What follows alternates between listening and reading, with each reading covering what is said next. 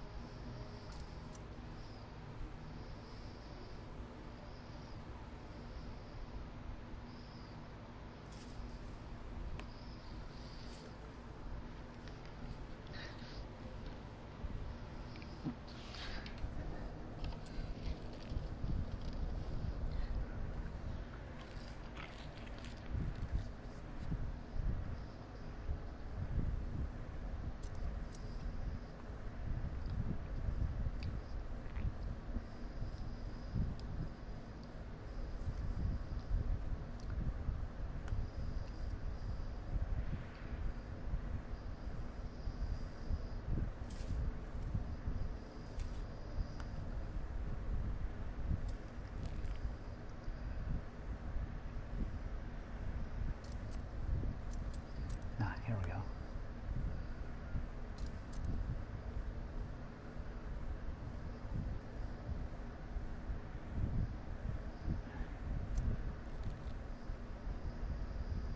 Ah, there. Appears to be working finally.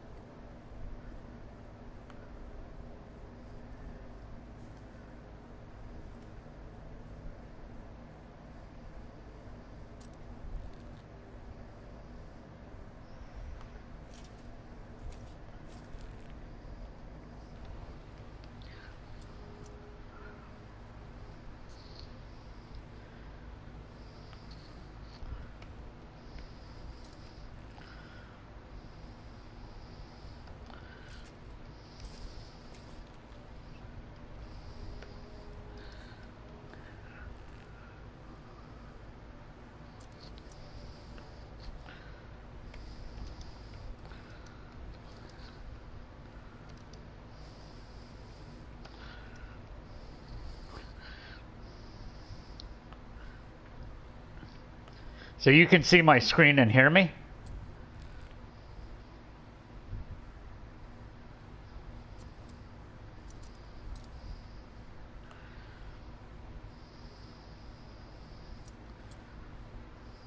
Cool. I don't know why it was acting all wonky. My whole PlayStation crashed while I was away, and I couldn't get the fucking encoders to sync. Kind of crazy. Okay. Great, my fries have gotten cold. Fucking technical difficulties. So I'm trying to think about that, how you build if he's going to play in Conquest, because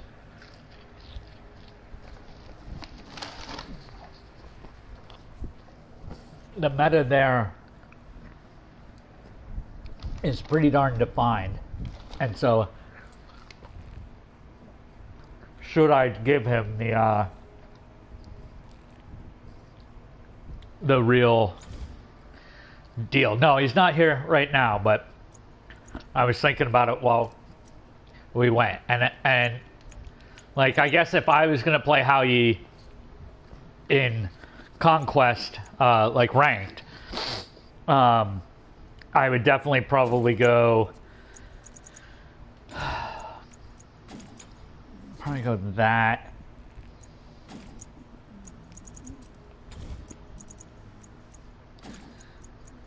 Maybe that.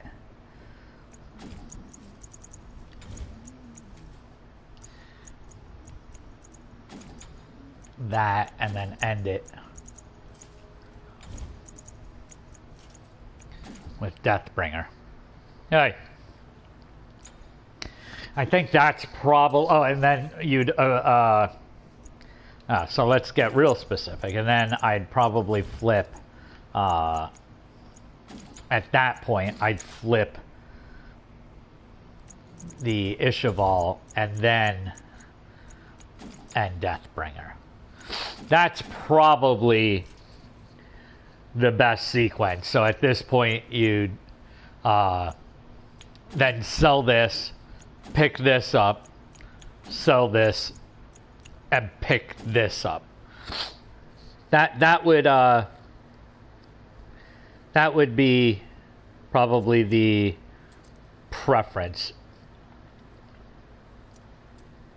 GT, was it you who was asking about the Hao Yi build?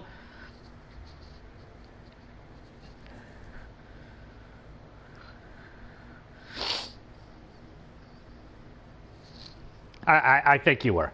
So, yeah, I think I would go like that. I saw a video that had some pretty compelling numbers behind it. The problem, so in casuals, I would do this. I would go, let's just deselect and put it in the sequence that I would do it. In casuals, you don't need to be as fussy about this. So I wouldn't even go to Ishival in all likelihood. I'd probably gut it out and just go straight there, here, here, here, and then sell my starter item for that. That's how I would go in casual.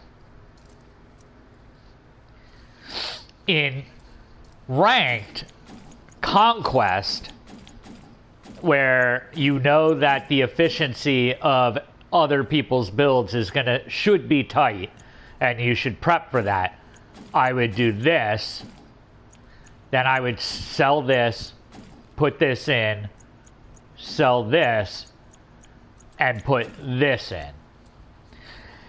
Normally, I don't have you put Titan's Bane in that early. So if you watch my other builds, you'll see that Titan's Bane is generally where Hasten is in the lineup below. Because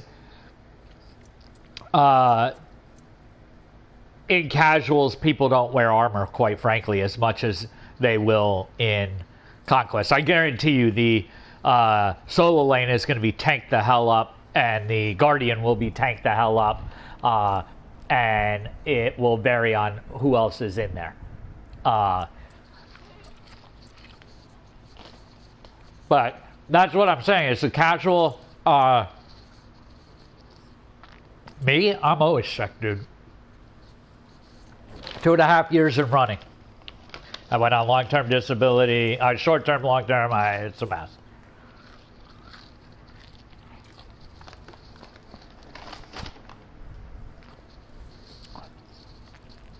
So, in any case, now you've seen what the play difference is. Oh, I started to say, the reason to pick up Pen is earlier on a ability-based hunter is you got to go into hitting your abilities and trying to get that true, and so that would do it. For Mercury, yeah. So I'm actually going to keep that because I don't want to forget it. Mercury. So the streamer, the pro streamer that I would watch if I were trying to do Mercury would be this. What the fuck? Why? Oh, I know why. Too many different keyboards.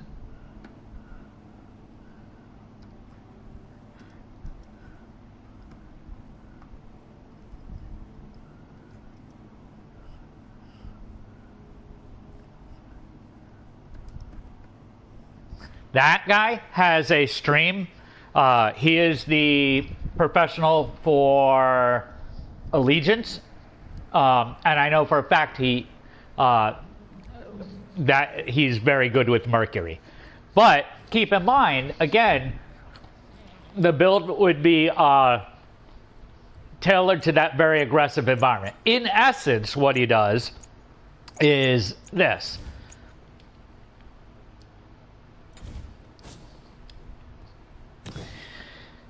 So you're going to go with something along this line that you see. You can do it like this.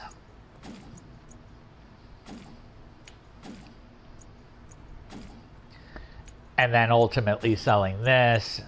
Here, you might flip the sequence like that if you're having to deal with more tanks. I don't know that triple crit is really required. So crit is interesting.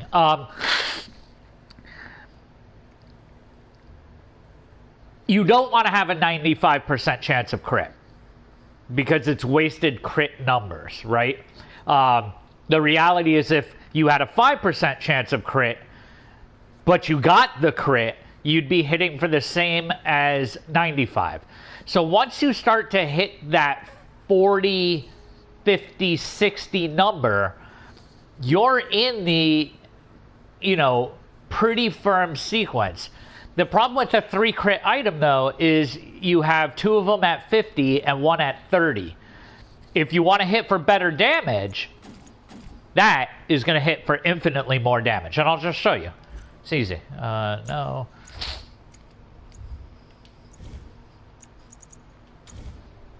And again, that's why this is important to develop the habit of, well, that's what I did, was add the lifesteal in there. But I wasn't actually adding it for the lifesteal. I'm adding it for its grotesque power because when you crit, you're trying to hit with as big a number as you can. You have chosen wisely, Grasshopper.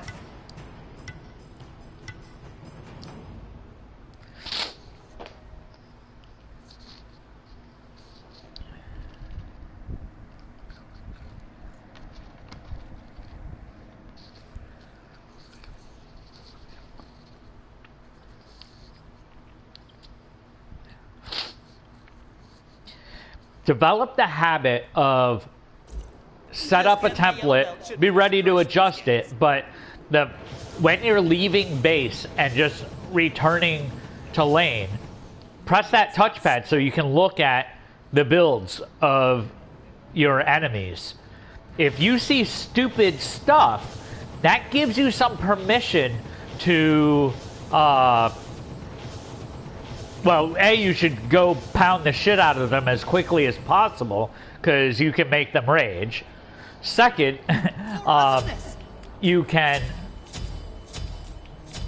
So here was one iteration, and all I'm trying to do, so the high on a crit for this was 9 something. 870, 892, 892. So it looks like 892 is consistently the highest crit. Now, let's sell this 30 power crit item and put in Bloodforge.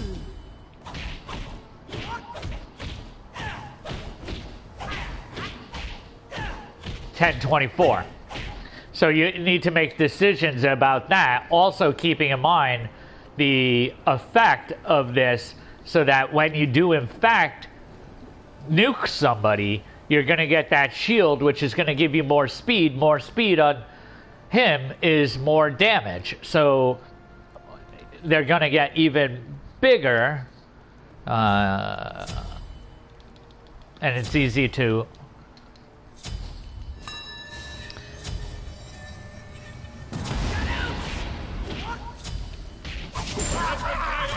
So now I have the bubble. But I want to just finish this thought.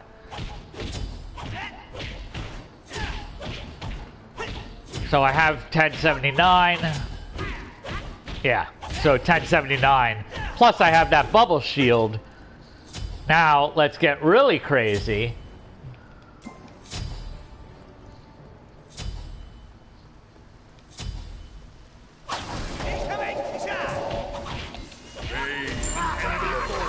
So now I have the bubble. I come up, I'm fighting somebody else, I pop this sucker. There was 1120.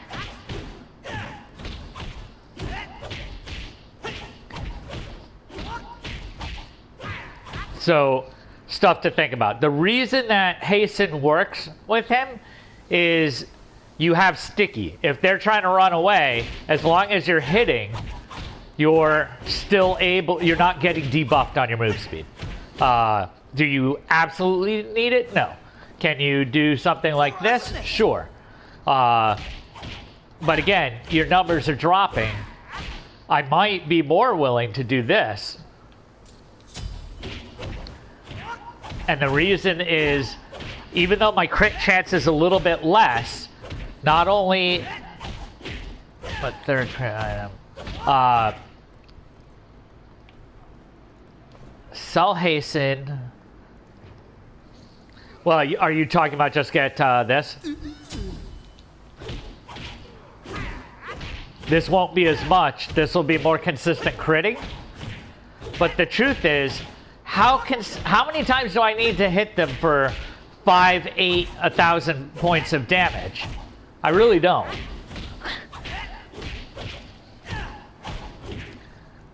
And so here I'm running 60% crit.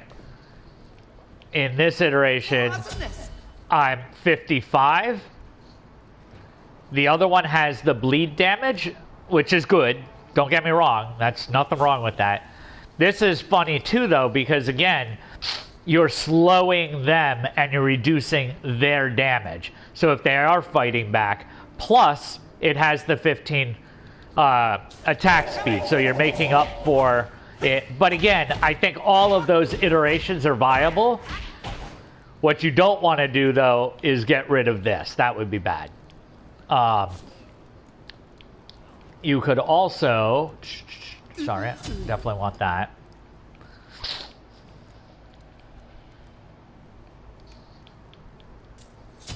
That's really not bad in terms of just getting a flat number.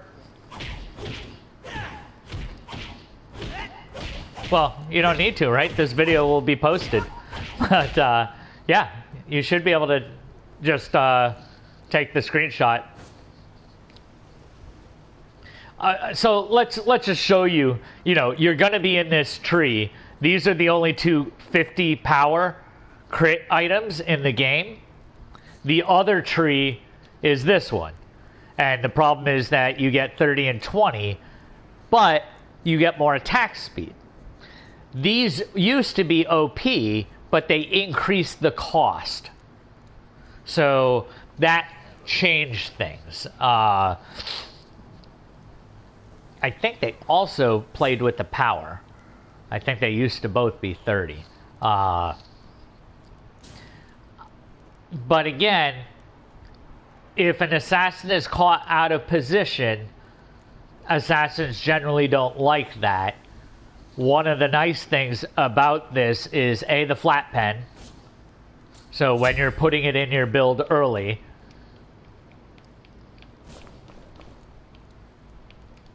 you're able to gank not just with your dash, but just moving in lane is faster.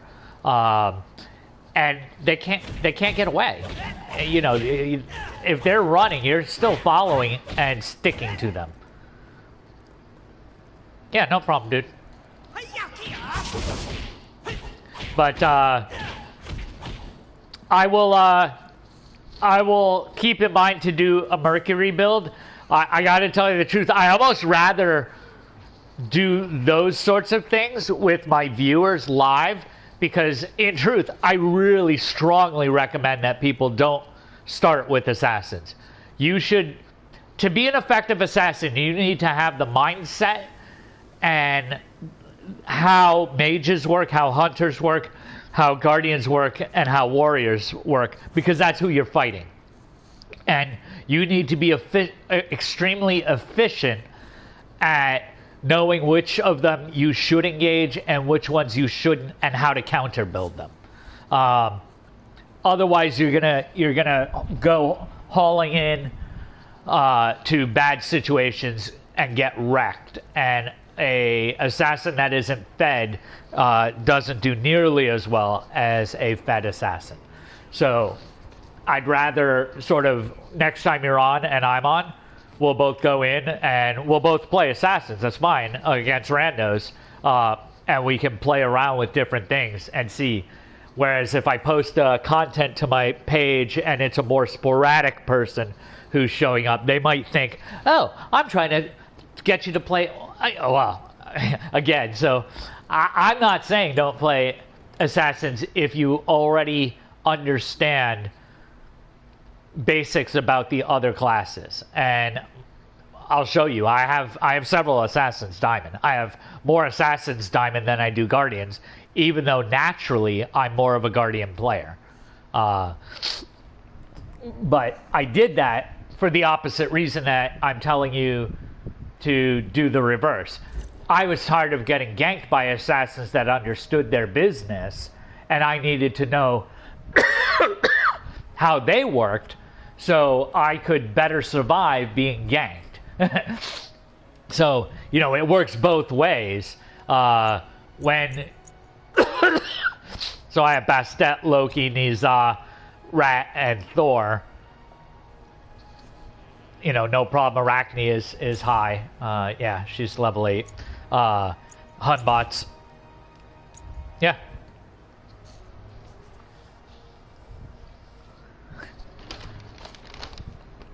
So whereas with Guardians, go ahead and ask your question. Those are the 3 that I have, and I have him leveled up. Sorry.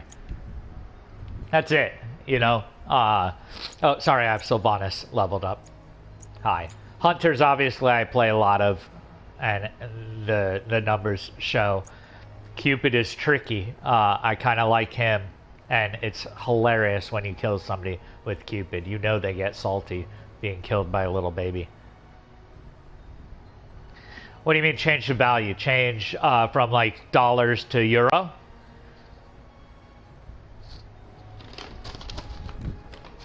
Well, it doesn't even matter. If that's your question, I have no idea.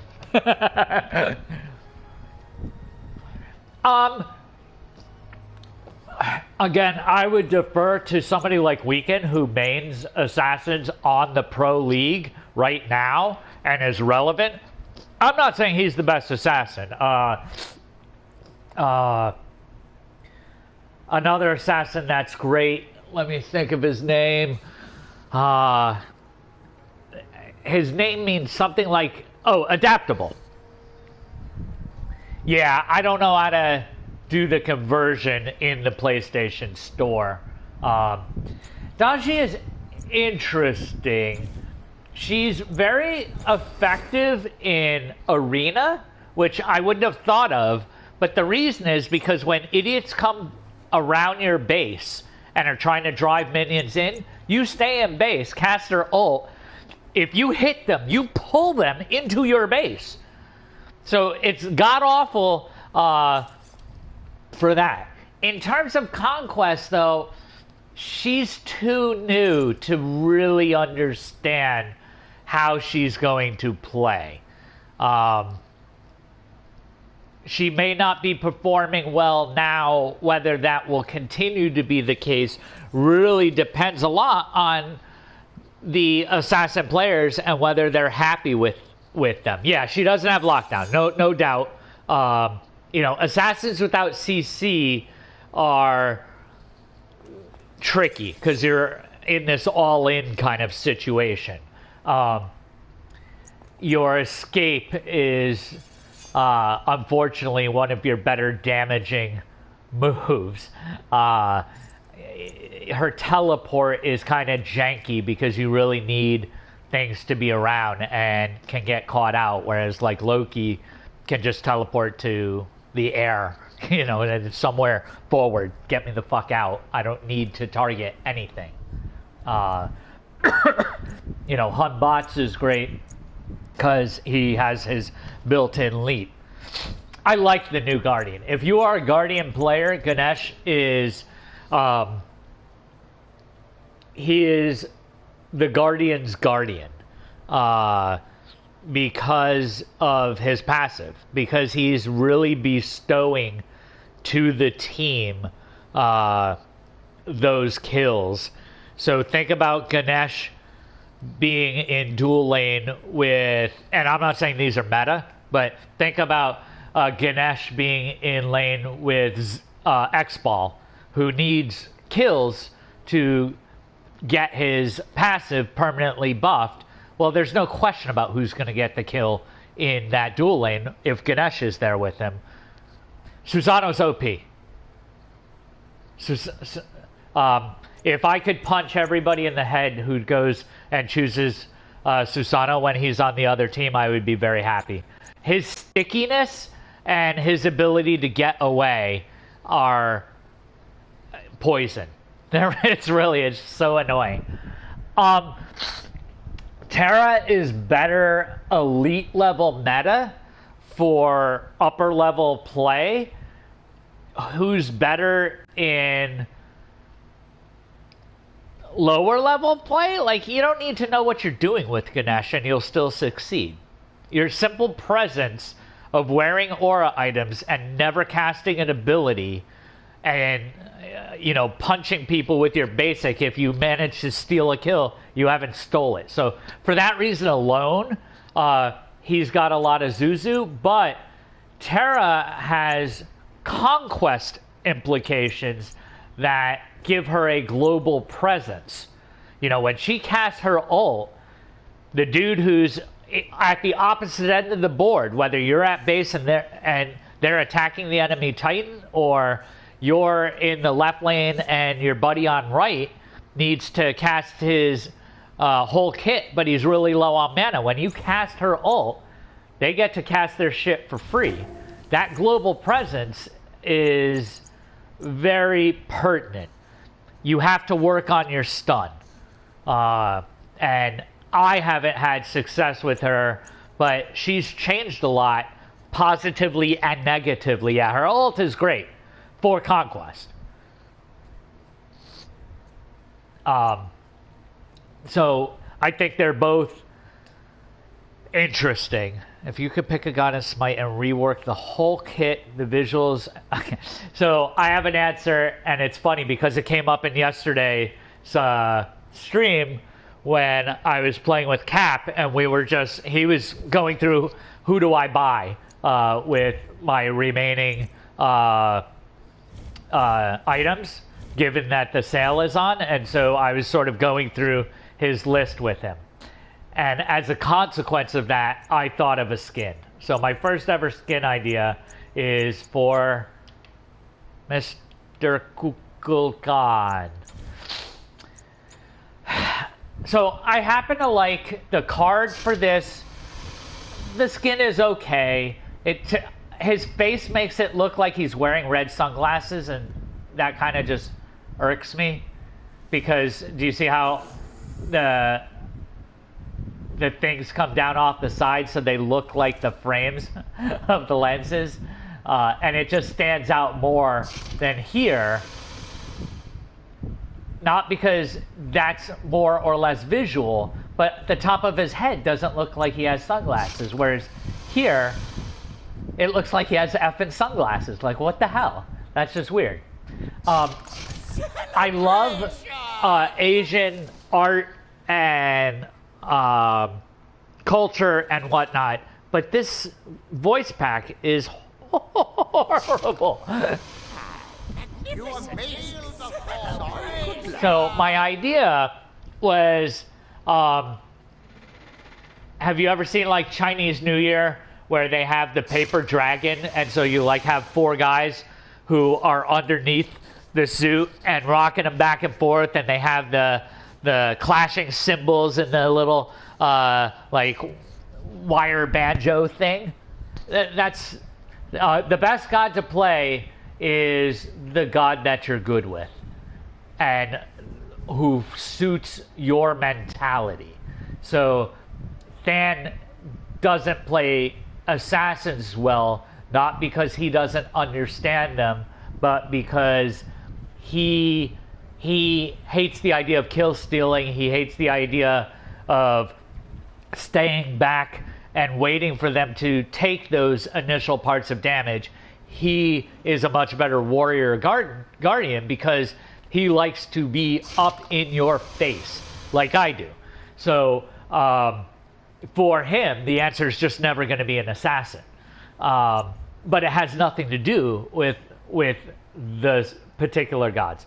The gods who I happen to think are very strong for pub stomping are Loki. It's amazing how many people just don't understand how to counter him. So in Assassin Land, he's very strong. If you're even reasonable with Kali, she is poison.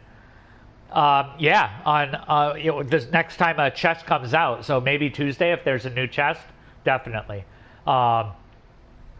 Susano. So I would say in Assassin Land, those are the gods who you can really have strong performance well. Kabrakan, a damage build Kabrakan really annoys the hell out of people. So notice I'm not having you play like classic support guardian, but he's pretty good. Bacchus is also nice because of his CC, his belly flop disruption, which knocks you up. So that's strong. I'm never gonna talk about. Well, maybe I did mention it in the build. You can actually build Athena like a mage and have a lot of success. So you can go in Sands of Time, Pen Boots,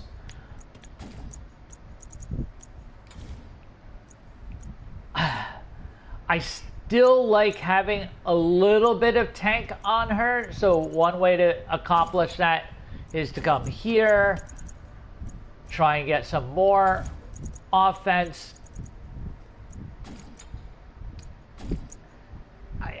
It's amazing what she can output in terms of damage. Whoops. I like that one for her. In Bookland, not this one, but this one.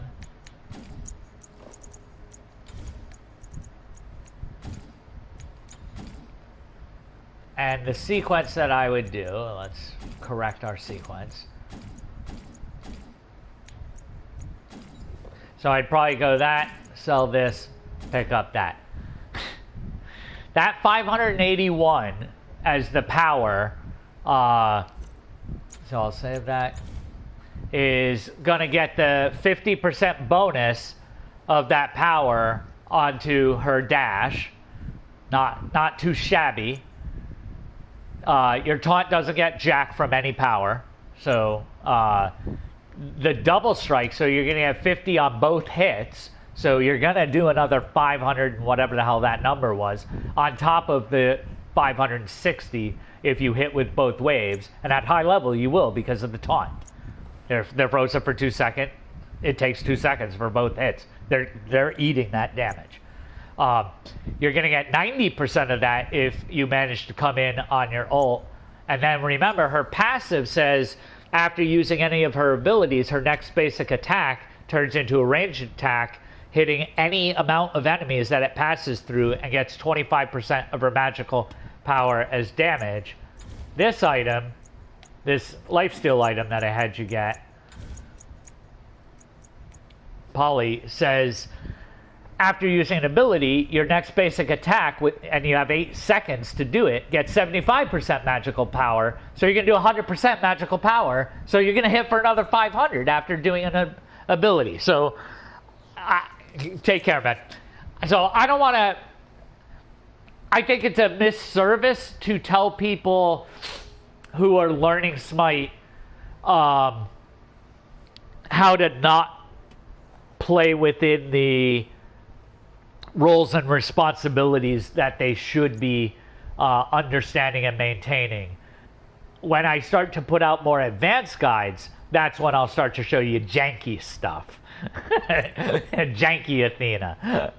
Because it absolutely works, and it's funny as hell. By the same token, that setup also works with Ymir. Ymir can be full tank, he can be hybrid tank damage, and he can be full damage, and he shines. And again, similar reason, it's the passive for him that is letting him do all that melee damage after using an ability. And so when you combine that with Polynomicon, and you're getting 75 there, you're going to hit for 175% of your power on a basic. How do I play Athena? I do, in fact, play her this way, sometimes just for fun and to break it up. And then I also play her and enjoy her greatly using the default Guardian build that I posted. So, you know, the default Guardian build would be much more like a starter item. I would always take Watcher's Gift. I would go into cooldown boots for her, because I don't have a problem keeping up in level. You could take the money boots, though. It gives her great rotations. And in Conquest, the support actually leaves dual lane a lot more to help mid and elsewhere. So taking those boots works perfectly fine. And then, you know, we're on classic support. So I would go this. I would go into Thebes. Depending on my party and the opposite party, I would either take Heartwood or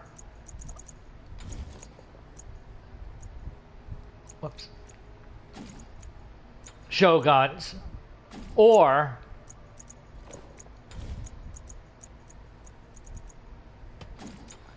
so in the land of magical protection, it's going to be one of these three.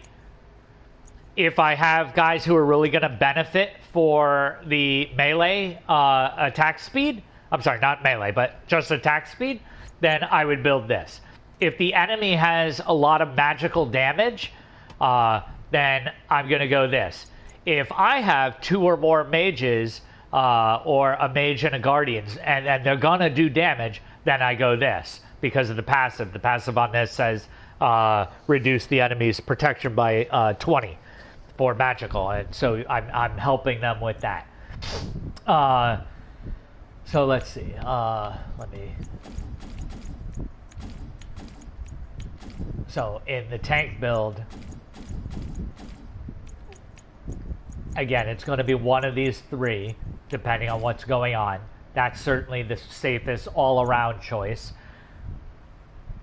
Oh, would I rework? Yeah. Well, Kukulkan. Khan. So I would build a Kukulkan Khan that was the New Year's Kukulkan Khan. He would be the paper dragon with the four dudes, so you'd see their legs underneath, and they'd have the sticks. I'm waving my arms like you can see me, to move the body around, and you'd hear the clashing cymbals and that stringed instrument for his whirlwind. I'd have him probably throw out confetti out of the mouth, and it would swirl around. Well, I'm giving the visual update, man. His abilities I would leave alone. Kit-wise, people who need to be reworked, Hawkissimo needs a complete rework. There's no doubt about that. Daji needs updates, but not anywhere near as badly as Hawkissimo.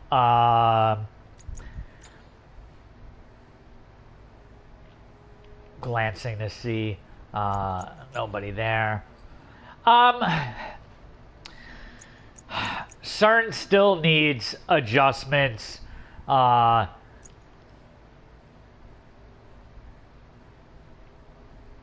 rest of the hunters are fine. CERN certain needs work. I hate the changes that they made to Jing Wei, but it's just one thing. They changed the passive so that you can't fly as far, changing it from 6 to 4 or 5 to 4, but you really feel that difference. The other thing that they did, though, was take away the built-in haste and fatalis effect, and that used to be in her dash, and instead what they said is, now when you dash, you're going to get power and movement speed. The air power, if you cast your persistent gust and then dash through that, you get a bonus on the both of those things. I would have said actually that you get the extra move speed if you go through the air, but not if you go through the ground. So if you ground dash, get extra power. If you air dash, get extra move speed. I wouldn't have given both on either one. So let's see. In Mage Land, who needs help? Ao Kuang is a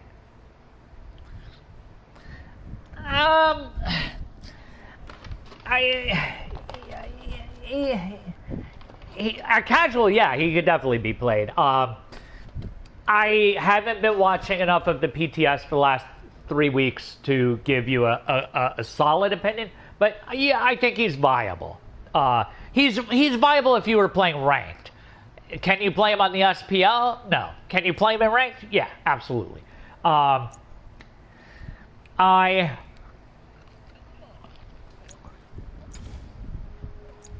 needs a rework.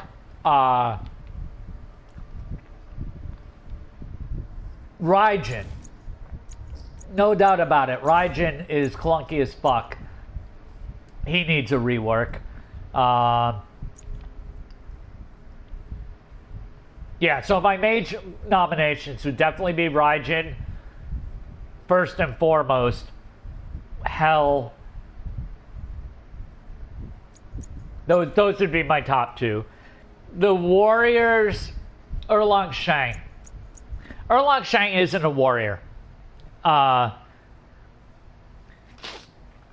He is bad because of early pressure meta. My changes have nothing to do with conquest, though.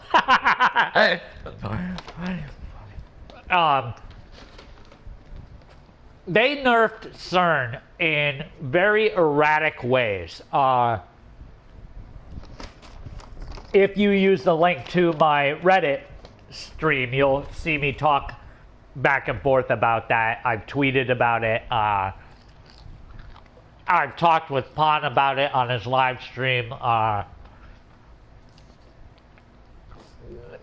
The bottom line is,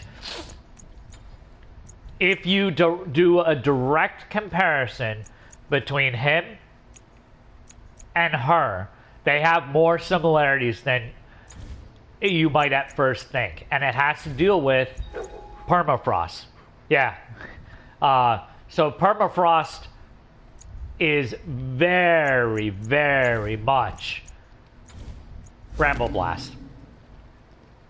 The difference is Bramble Blast's ridiculous cooldown versus the much slower cooldown on the other. But they're both annoying.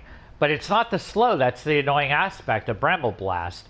I think the root, the cooldown, and the original radius were bigger problems, and you could lower either the base or the dot damage or the scaling. 3 different ways to handle that. But how can the Bramble Blast not do fucking slow? It's a Bramble Blast. And more than the blast, it's a big thicket of brambles. Come on, man. His charge is too long. It's a 55 unit charge. So let's look at other people that have charges.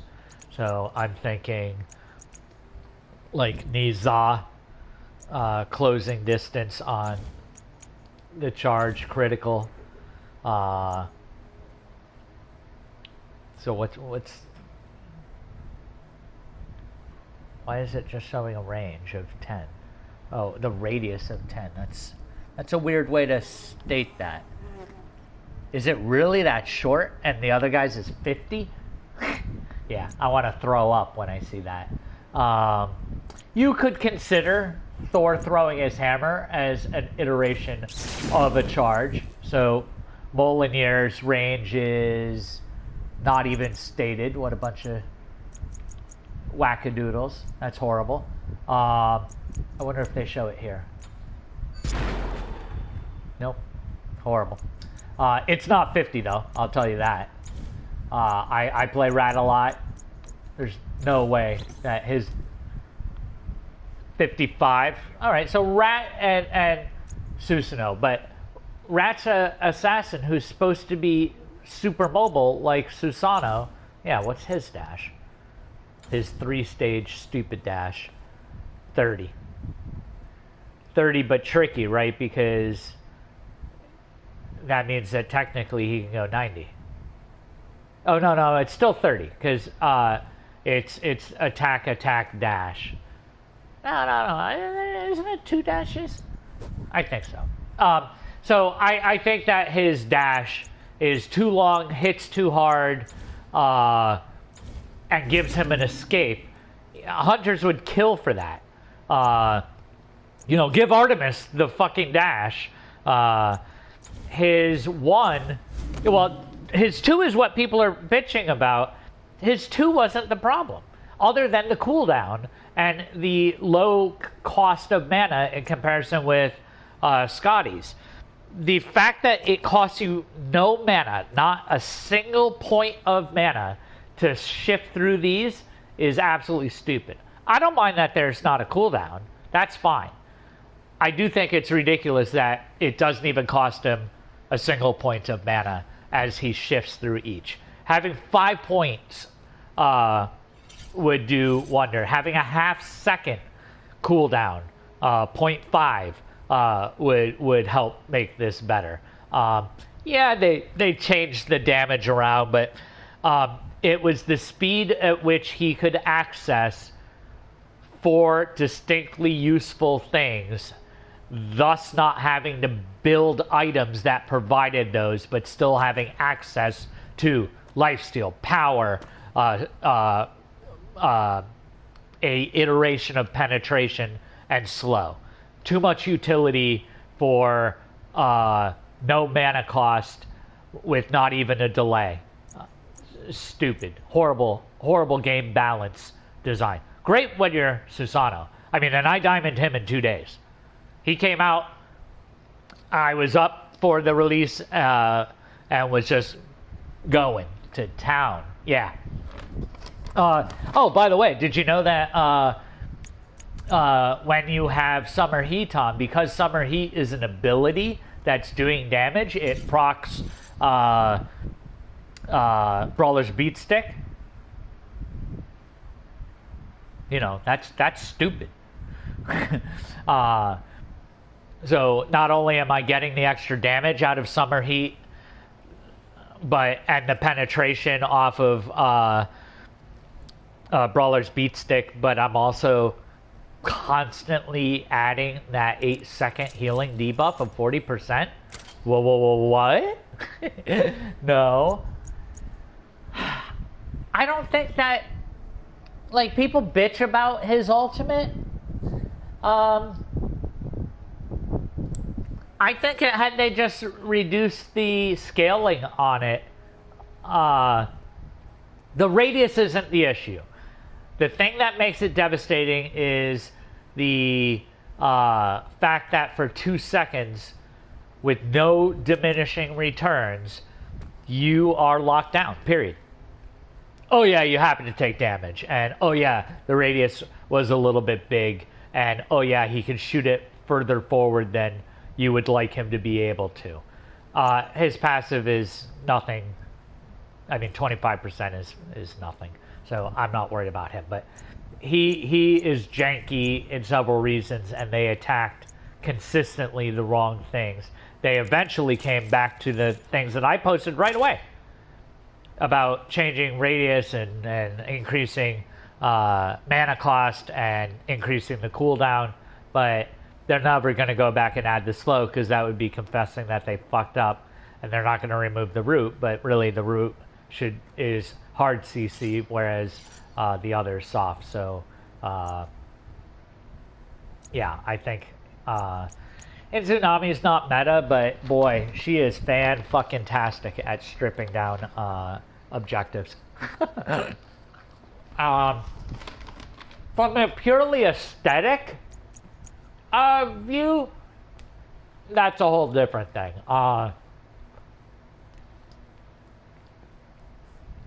Camazotz needs a little tinkering with, in all likelihood, but definitely Susano. I mean, Susano and Erlang Shang are not functioning as I'm not saying they're OP, but they have too much.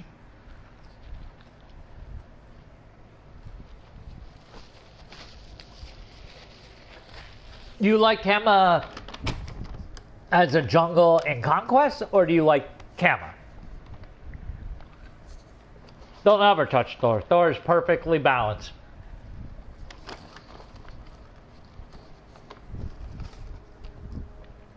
Thor has been relevant as a jungler every season.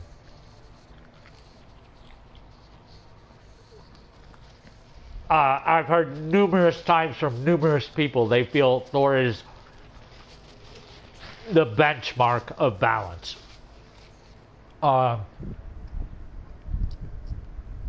Meaning that he's always a reasonable choice. He brings damage, he brings CC, he has some global presence because of his ult. You can play him very versatile, so you can straight up build damage and gank and do that. You can armor him up and play him like a warrior, and he functions perfectly well. His ability to disrupt team fights by slamming down that wall and separating off, putting that between the enemy and making it so they have a harder time assisting each other. Yeah, he's just relevant. But nobody on the pro scene says, oh, Thor OP. So they'll always ban other assassins before Thor. But Thor gets a lot of play because he brings a lot to the table. But to play Thor well, and this really pisses me off, you have to Google Smite attack cancel. Actually, the link on the right side of my page has a referral to Duke Sloth's page. He has a good video about attack cancels. You need to be able to attack cancel with Thor to play him well. In fact, to play many people well, like Susano, you have to be good at attack canceling. And I think that's ridiculous.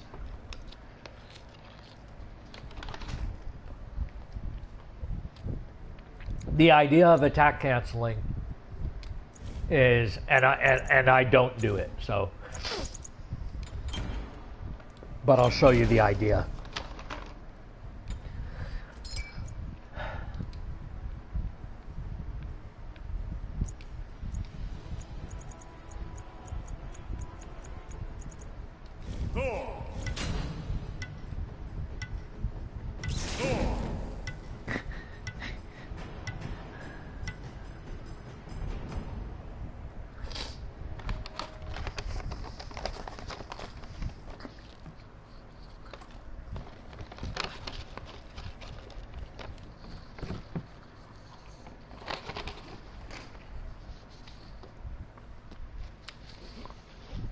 Cold French fries.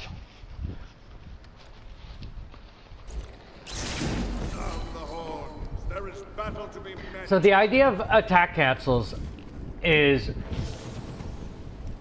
it'll be easier just to put a couple levels on them and show you. There we go. And again, I'm confessing that I don't do this, but I want to show you something about the animation of a basic attack. So look very specifically for when the damage number comes up in relationship to the attack animation. So it comes up midway through. So there is the capability to actually interrupt animation effects to go into an attack cancel. Let's see if I can manage. Not sure if it worked or not. Let's try that again.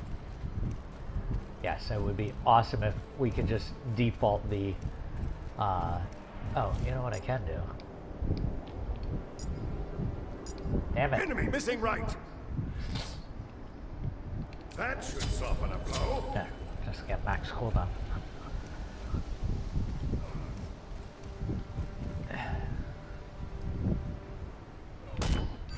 No. Oh, I know why. Options, controller, instant casting. And let's make sure these are still on instant. There.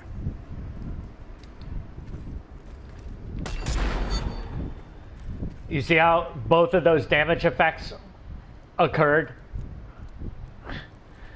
You're interrupting. Did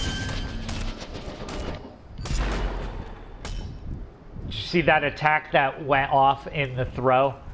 So there are videos that explain it. You have to develop the muscle memory. I always forget whether it's the attack interrupting the ability or the ability interrupting the attack. But the idea is that all these things have animations, and if you can shave the time off so that you are initiating the next thing once the damage number has occurred, you can stack. So I know that there is a like 5-hit sequence or 6-hit sequence that Thor does where he's ulting, slamming down, attack cancel, drop in the wall, attack cancel, throw the hammer, attack cancel, goes into the spin, attack cancel. I can't do it. And why is it even acceptable that as part of inherent game design, you're trying to take advantage of animation effects that you could simply remove? Make it so that the damage applies at the end of the animation, or that you can't interrupt the animation, or at least in your intro video to the game, when you're first learning the game and you say, welcome to Smite, let's teach you a couple basic things. All right, here's how you throw your ability. Here's how you do a basic attack. Oh, did you know you could do some fucked up combination of the two? Here's how you do that fucked up combination. They don't tell you. Well, like, where are you supposed to know unless you go online? That's creating a the haves and the have-nots in terms of knowledge. So don't even get me going up on that soapbox and how I think Wi-Fi, high-speed broadband internet should be free for everybody globally, because otherwise it's controlling who has content to information. Fuck that. I don't want to live in any totalitarian state or communist state or colonial state or, you know, whatever fucking state that can control the media, or a private corporation saying, hey, Verizon also has streaming media and we won't throttle your connection speed when you're streaming our stuff, but YouTube didn't pay us enough royalties, so we'll make your YouTube video be slower, or, you know, stuff like that. We'll make Netflix stronger, but we won't make HBO now because HBO paid it. No, fuck all that. No, no, no. So I don't like inherently a couple things about it.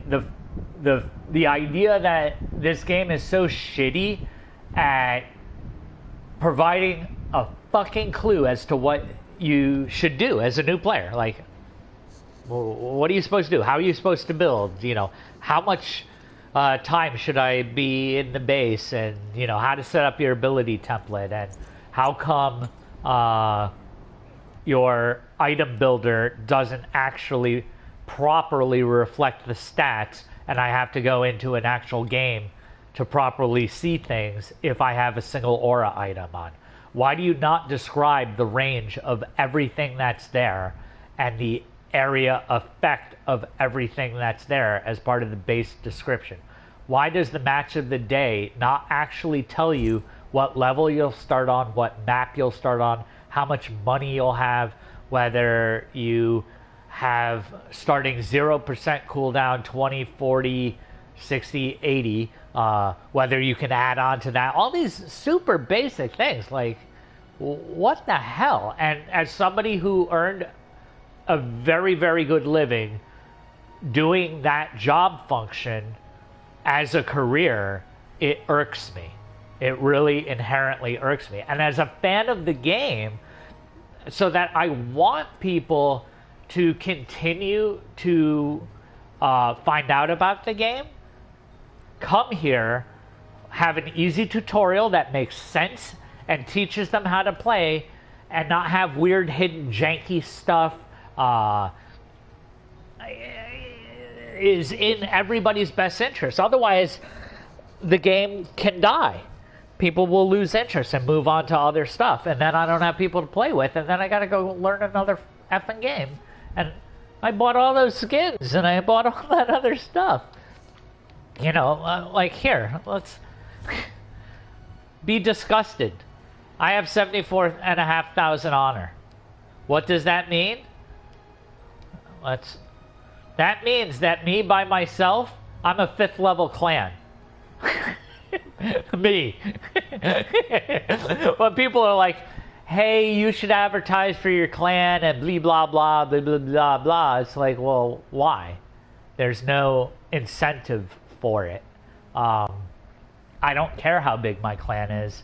I don't mind playing with randos. I mean, there are times, believe me, I want to die, but, you know, I already own everything in all the chests.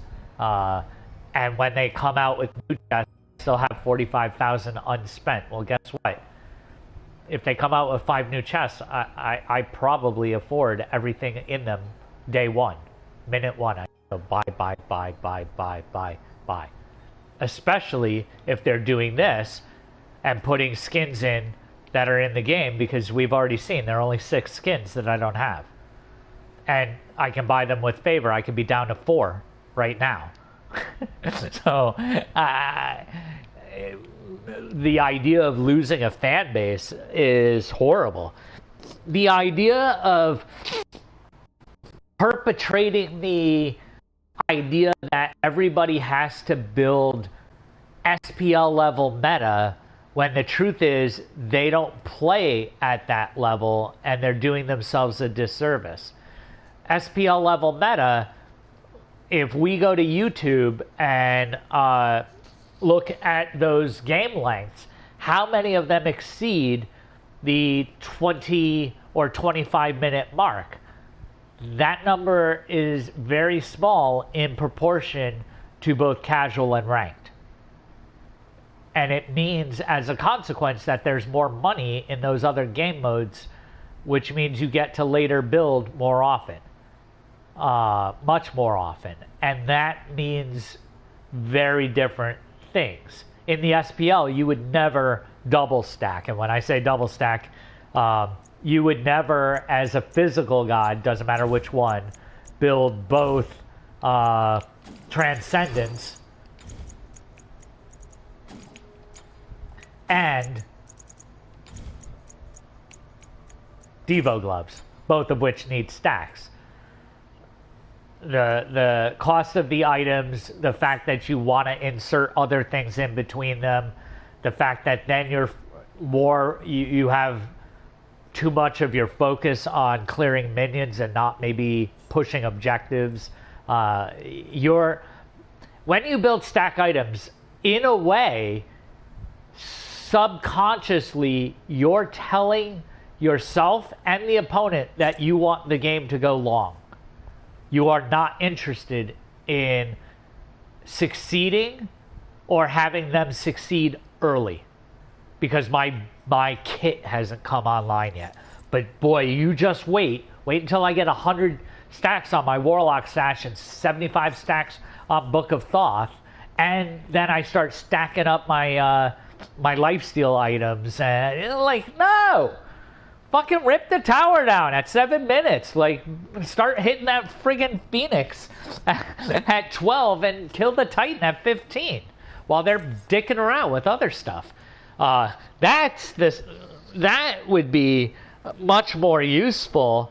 And that's the only bad thing about playing at the casual level, is people don't have that mindset, and it's High-Res's fault. They don't have a class of characters that's designed specifically to boost minions and or attack structures. No. I don't think it's a bad tank item. I think it's good in conquest. It's not the end-all be-all in conquest. The reason it's good as a solo lane in conquest has to deal with what a build would look like for your generic warrior in conquest. So your generic warrior build is either going to be Death's Toll or Bluestone Pendant for most of them. There's nothing wrong with picking up Watcher's Gift and Lonzo's Mask and Mark of the Vanguard, but I'm just telling you, depending on whether you're magical or physical, it's going to be one of those two. So, you know, I'll just take this as a generic placeholder as a starter item. Most of them are going to go into power boots, and then we're starting the defense assault. So you have those that go into breastplate. You have those that do this. They pick up the starter item, and then they go into this. But that's $2,700 versus, and again, it's the support person in me versus 21. So 2,100 for 55 protections once 4.11 hits next week. So you would get 55 protections plus 200 health plus 25 HP 5. Boy, what else can I use that $600 towards? Well, partly I've almost paid for this completely. I've certainly paid for this completely. So if I'm rotating to clear both my blue buff, so like, let's say I am consistently winning lane as Bologna or Osiris because my enemy is taking a later build solo lane and or they suck. At that point, do I need the extra damage? Can I get better utilization of something like Bumba's Mask because I'm consistently winning lane, then I'm rotating, I'm farming the camp, and Bumba's Mask is giving me damage on the thing that I want damage on and healing me. So again, play into the sustain, and then I save money by not building this damage, but this is suddenly paid for itself because of the money I saved. And oh, by the way, it's healing me. So I'm starting to snowball on that. Oh, and let's assume that I'm winning because I happen to be an ability-based one, but no, I'm probably winning because I'm not. I'm probably winning because I'm like Bologna or Osiris, and I have a cleave, and so I'm still proccing that. So if I'm winning lane with just these two, and I feel based on A, their play, but B, the god they picked, and C, maybe even what their starting item was, you know, how that first engagement went. There might be a lot of instances where you should probably do this. And, whoops, and go into this. Have greater protection when you're in lane, making it even harder for them to hit you. Your abilities are already doing damage. Nobody ever complains about the damage that Bologna's putting out. You have wonderful sustain because all three of these items are giving you sustain. And I guess, whoops, didn't mean to delete that. In the land of Bologna, the truth is she would build Ninja Tabby because she's trying to get the 3 hits to proc her kit. So I'm now ahead of them in terms of having items online, having them cheaper. I have $100 in my pocket more, and I'm already winning lane. And now I have more protection. So I can start to then go into my next item. At that point, if I'm winning lane, why the hell not win lane even more by getting a nice transition item? So I'll drop 45 more protection in there. I'll drop the physical power, so now I'm going to hit a little bit harder. I get 10% cooldown, and now I'm going to have a heal every time I hit an enemy with any of my abilities. Oh, and I'm getting mana back. And we all know mana tends to be a problem. So that can be a viable build. Is it meta? No. Why?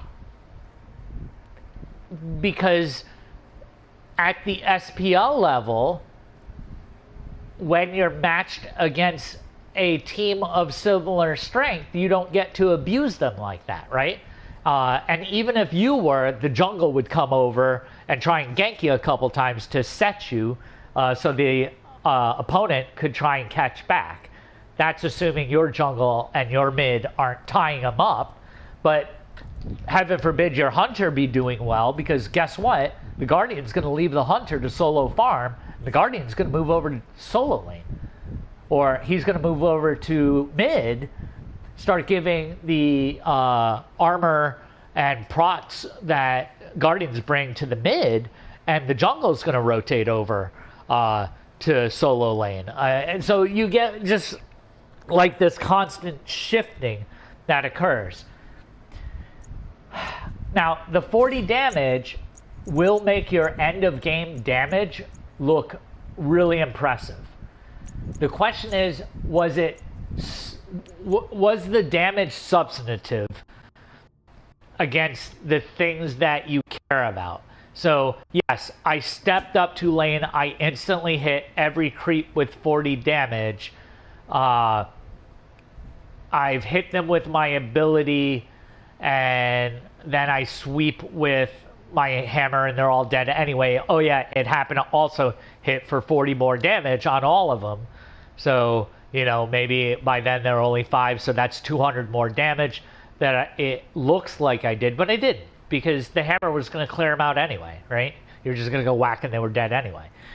So you have this faux 240 bonus damage out there, but you didn't really do it.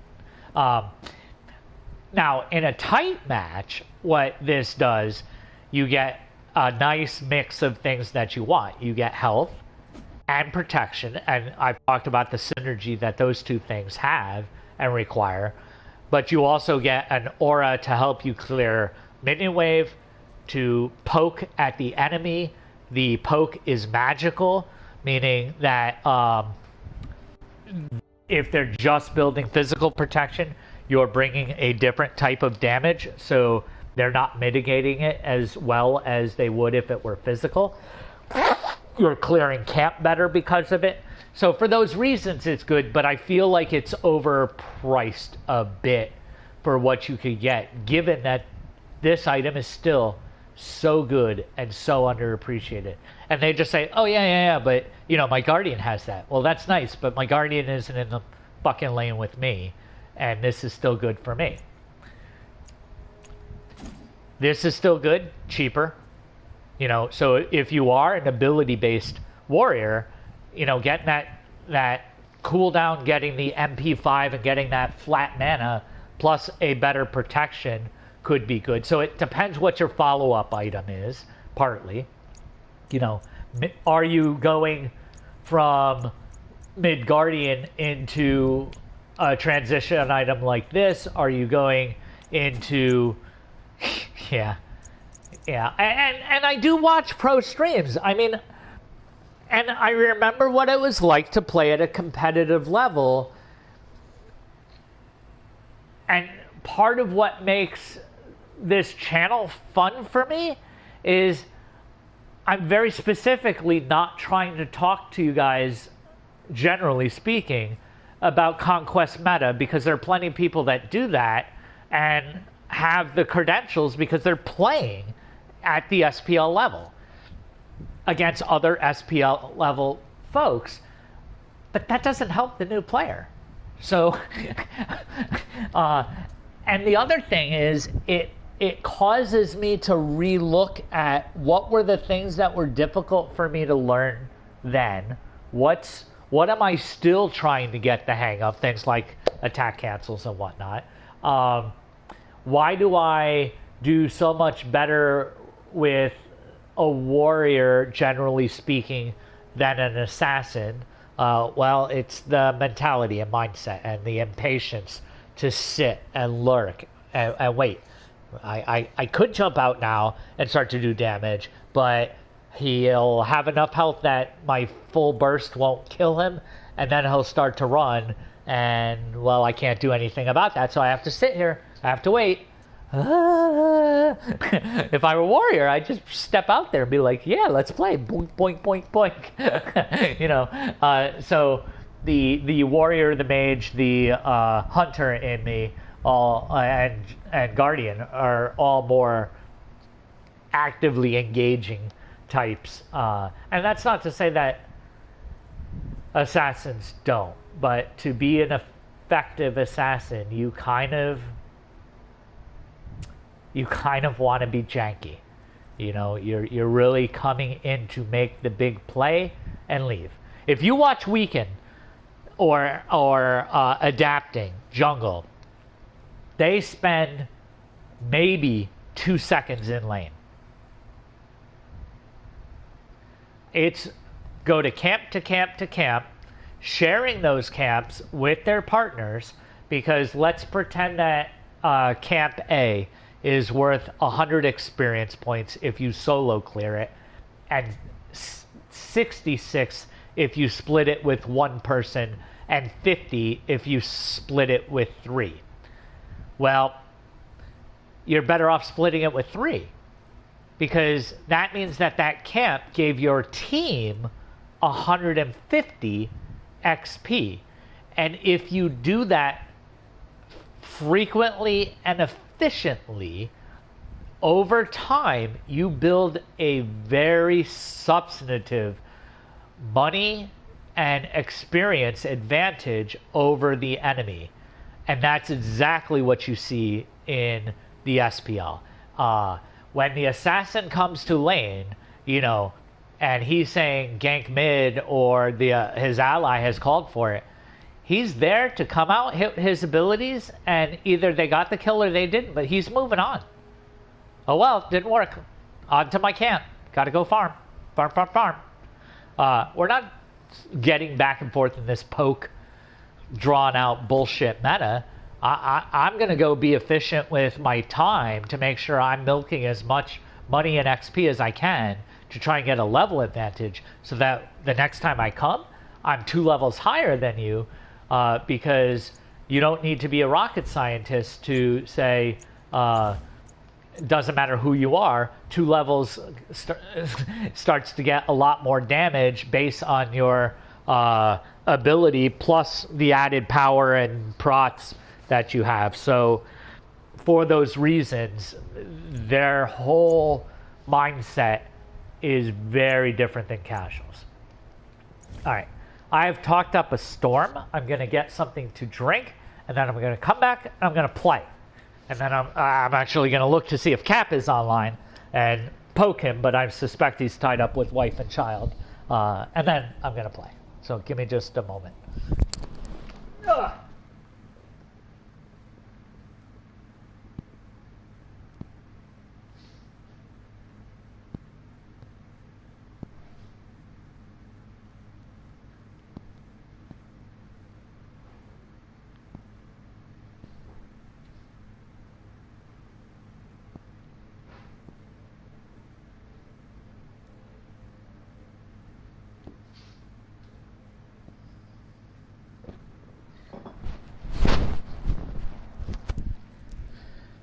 What's always funny is this idea of knowledge versus skill. So I have a 12-year-old kid who's in my clan, who I play with, and is a fantastic Scylla. But they, have like, I don't know, 4,000 worshippers. So, I mean, they hardline play Scylla a ton. So hands down, they're much more comfortable with that. And part of it is just being confident, right? Having that internal timer of, hey, my ability is going to be up, and this is about, the effect that I think it will have on their life bar, and hey, I've been very good at killing people who play that god with that build versus others. But the truth is, I still give them advice on their build because their build isn't the best build. And so we argue, and they say, yeah, but Hawk, I'm really good. And I go, yeah, you are, but your build isn't the best. And over time, that individual has started to adjust their build, and as a consequence, they're getting even better. And, it's like this begrudging, they see me play Scylla, and I'm all spazzy with Scylla. And they're like, why am I taking Scylla advice for you? And I'm like, the build is the build is the build. It's math. So I'm explaining why and of course they're 12, so they don't want to go into jungle practice. They don't want to watch my video, but while we're on headset playing, they see, and I say, it's not a theory, it's math. Every god tells you exactly what the effects will be, and then if you understand power and penetration and armor, then you can work it all out. Now, I'm no idiot savant, but if I wanted to crunch the numbers like I did back in, see, no problem. I could care less what age people are when we play. I had young kids who would play with me in 40K and in Guardians of Middle-earth, who some of them were horrible. I mean, just god-awful, but they were nice and wanted to learn. And that's all I care. Like, if you want to learn, that's fine. I can accept that you're still going through that growth. Now, if you're going to come in and be like, well, I don't want to do that, and I think you're wrong, but then you don't want to sit and work out the math, I don't have time for that. Fuck that. I'm closer to 50 than 40. So, that's where my patience level hits the wall. And, but I can't, I mean, I'm going to preach on this probably every time at one point in the day, whenever I stream. If you build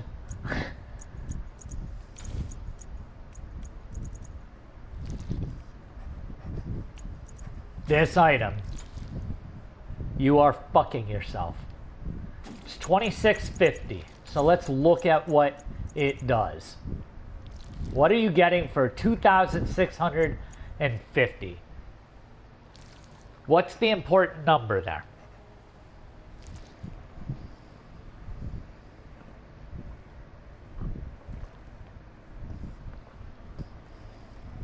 Come on, guys. What's the important number?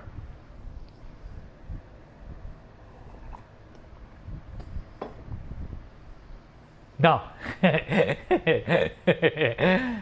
You're not buying this for the mana. You're really not.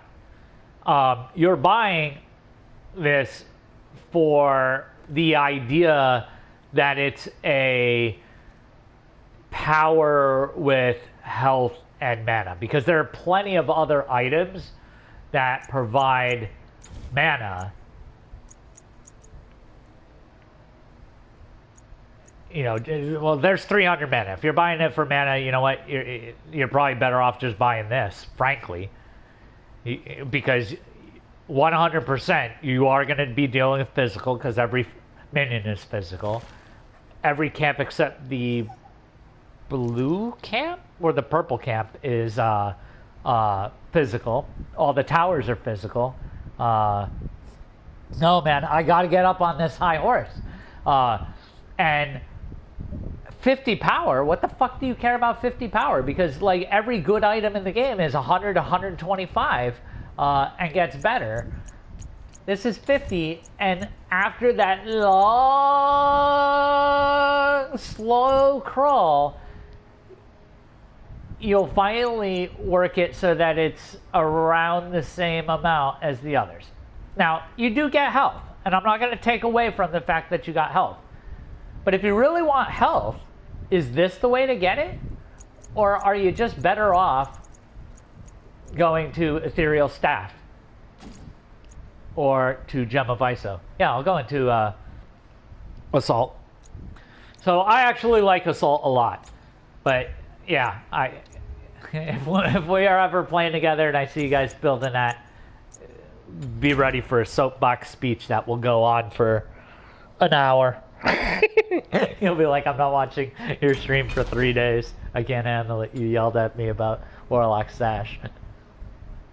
Wait. There is no wait. I already hit accept. In Assault, you don't have a choice. It's random god assignment.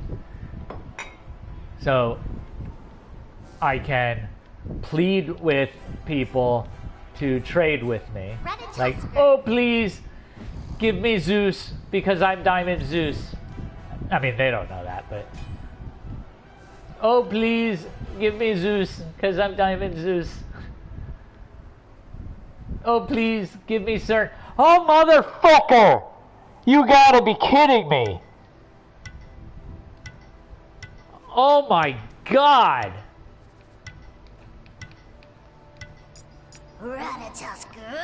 That is the shittiest fucking change you are ever gonna see. I even asked to trade. They could have taken Rat and re-rolled Rat. Oh my god. Our damage output just got a kick in the nuts hard. Needlessly. Our ranged magical attack. I have Rat at Diamond. See? It's not that I don't like Rat. But I'm a Diamond Chanje. I'm a Diamond CERN. I would have been better off with both of those to provide better stuff for the team. Being a melee person in Assault, pretty much re-roll if you're an assassin, really. Even gods like Thor that are good in this re-roll.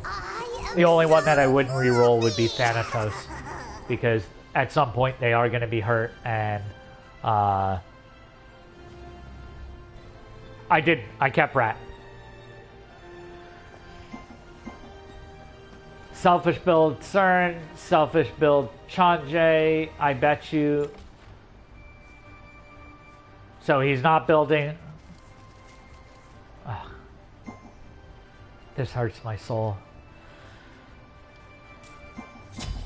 Yes, Zeus switched to Fafnir. The player that had Zeus changed it for Chanje. Then that player re-rolled and got Fafnir when I had asked to trade for it.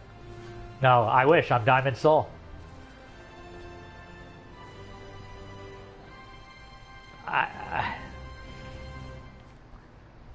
This is horrible.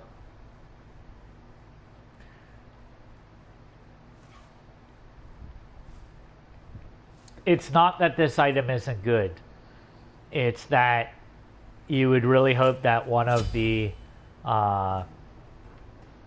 Guardians would have started the path of a team-based item, and they didn't. That's the painful part. Minions have spawned.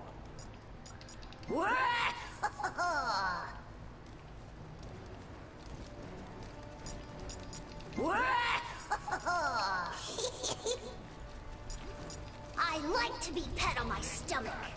From the outside. I don't know why I thought that was the enemy. I really did.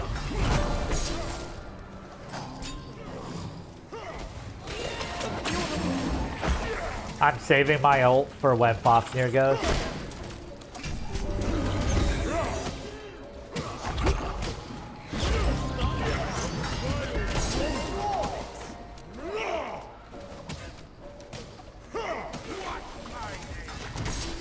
I don't know why he hasn't just walked up, cast his ult while he's invulnerable.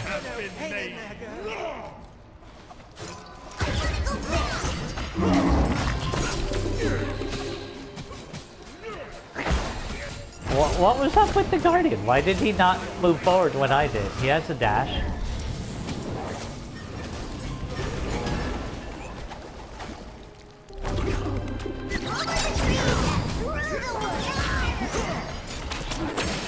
I'm always going to try and aggress on their healer above all else. He should back up because, yeah, he's about to transition away.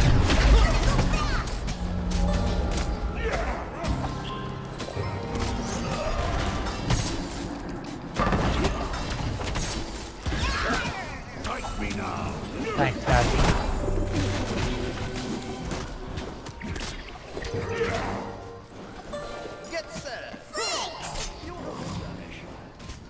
Oh! He was annihilated.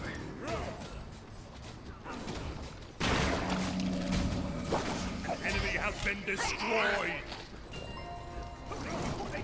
Oh, I know why things are being weird.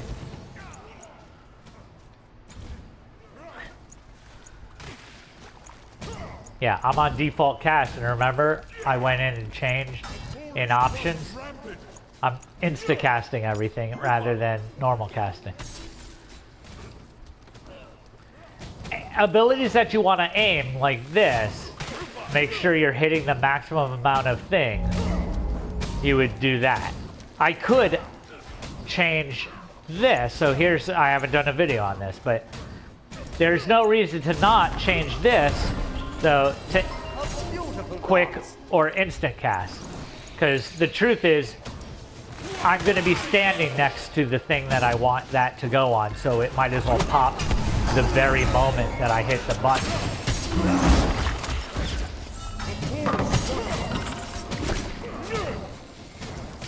Just you and me.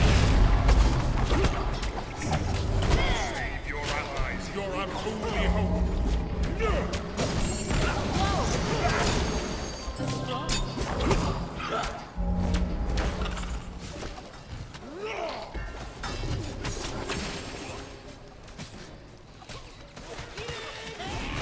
So we have better sustain because, well, Kuzumbo didn't even buy a relic. CERN bought beads, God knows why. And so they only have 2 meds and 1 person that has, 2 people that have Stone of Gaia and 2 levels of lifesteal on their CERN plus his intrinsic. An enemy has been slain.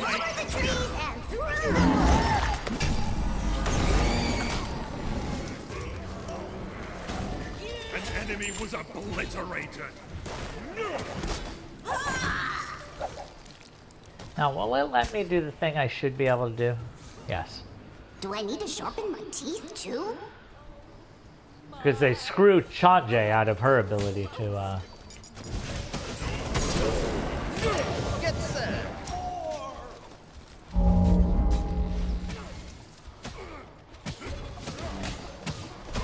Enemy was was annihilation.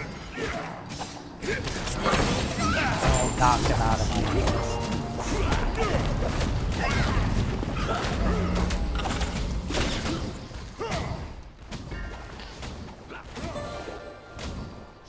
So when I jungle in Conquest, I tend to take Rat.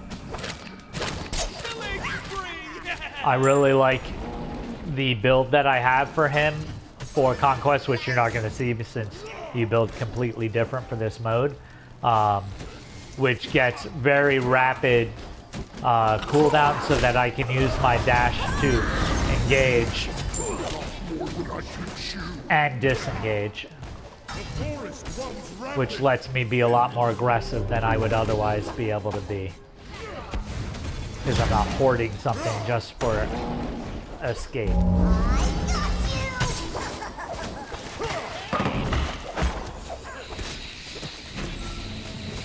Nice thing is that I'm on a team with a clan and they're actually working together well.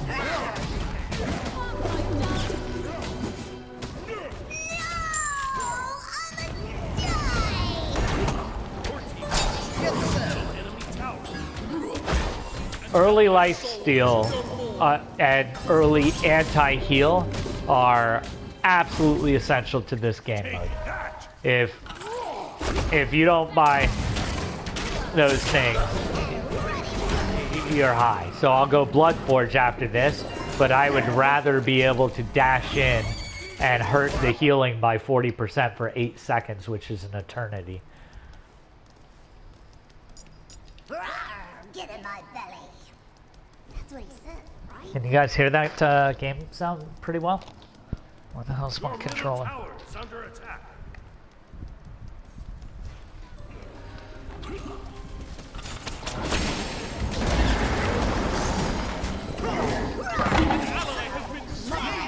An enemy has been destroyed. An enemy has been slain. Conquest of a double kill. Tango down.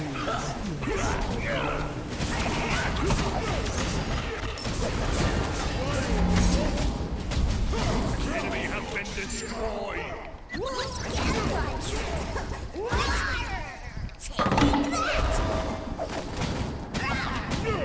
Start that killing spree.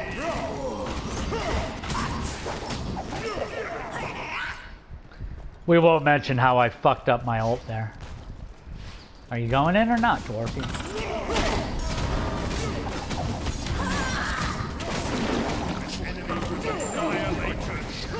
Or that I just wasted that. Nothing to see here. I cast all those abilities perfectly. Come on, guys. Just stay here and rip the fucking tower, because then it's game. Idiots. Now that tower's gonna heal, because they didn't... Look at their health. They have plenty of health. Stay there and hit the tower. Learn this from my videos above all else. This is an objective-based game, and the objective is to kill the Titan. The fastest way to kill the Titan is to knock down the enemy structures and get fire minions on board. Period. Kills and assists, farming minions, building stacks, all of that's incidental stuff that happens along the way to that journey. And if you do that, you have that mindset, you will be much more successful than all the other people who fail to remember that simple bit of advice. There is no reason on earth that that tower should be up.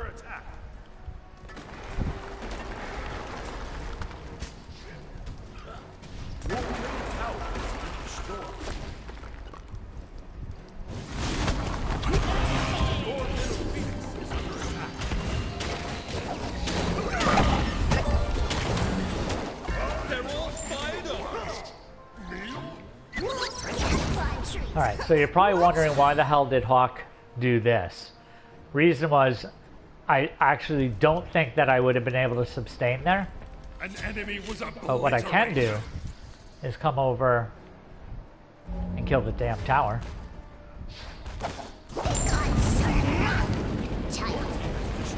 And then I can just work on all the minions that come and choke them off from their minions and get my team to push up. Pretty good. And by doing that, I'll have more money if they do manage to kill me. Again, all the while depriving them of this very valuable resource. Help! Help! Come on, boyo, show me something. Enemy has been destroyed. Oh, they just missed me.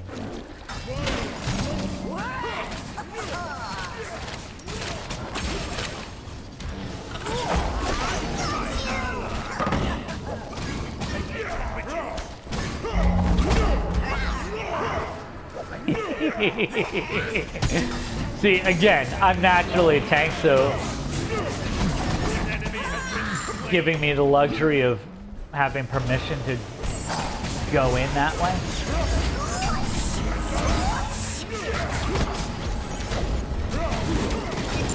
Damn it. That slow charge up.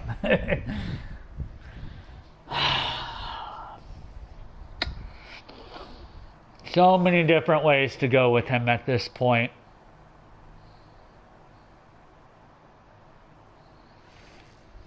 There's really not, actually. Push objective. Save your allies. You're our only hope. Retreat! Retreat! Retreat! Retreat! Retreat! Retreat! By pressing right on the D-pad, you can get a cursor up here. If you L-click, that's the retreat sound. And you Alt-click for attack. I don't know whether you knew that. Because I sure as hell can't find anywhere in the game that tells you that.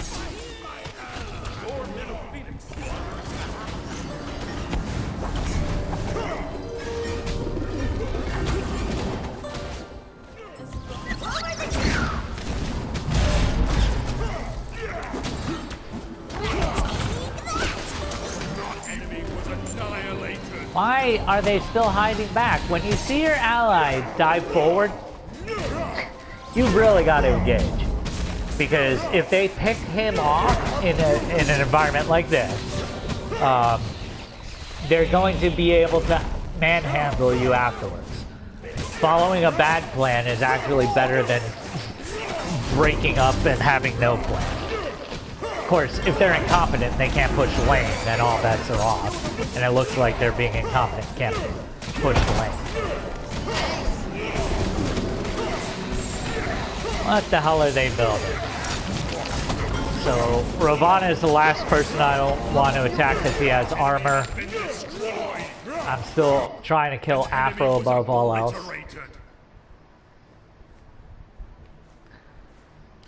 Boy, I really hope that this is the final push. And I could have spent the money trying to ensure that by adding 20 more damage just by buying some random item. But just in case it's not the final push, I'd rather have enough money so that when I do come out, I have Titan's Bane. Because, well, its name tells you, Titan's Bane. The Titan has all these protections and you want to just knock right through those.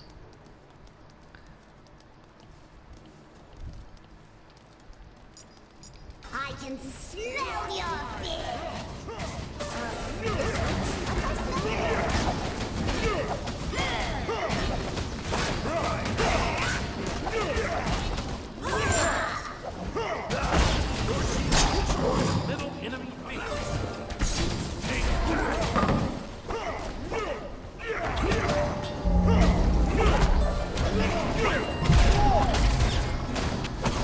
You guys understand why he's diving. It's actually very sensible and good. He's doing it because if we lose our healer, his team has a much, much better chance of successfully pushing us back. And I talk about that in the basic warrior build guide that I posted yesterday or the day before. It's all starting to become a blur.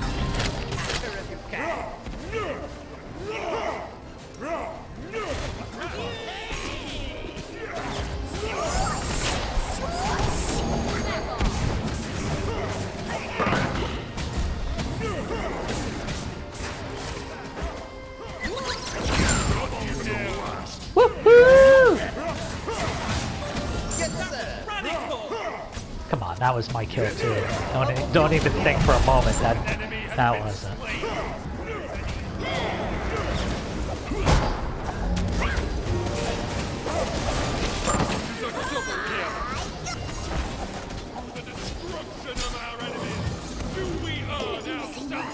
I love meat. I am the biggest carnivore here. Nuts, I got more than you can have in meat. Come, my nuts are so grand. Well, that was Ratatasker in Assault. And our team clearly had better builds. I'll look, do a, I'll keep the post-game analysis to under 2 minutes.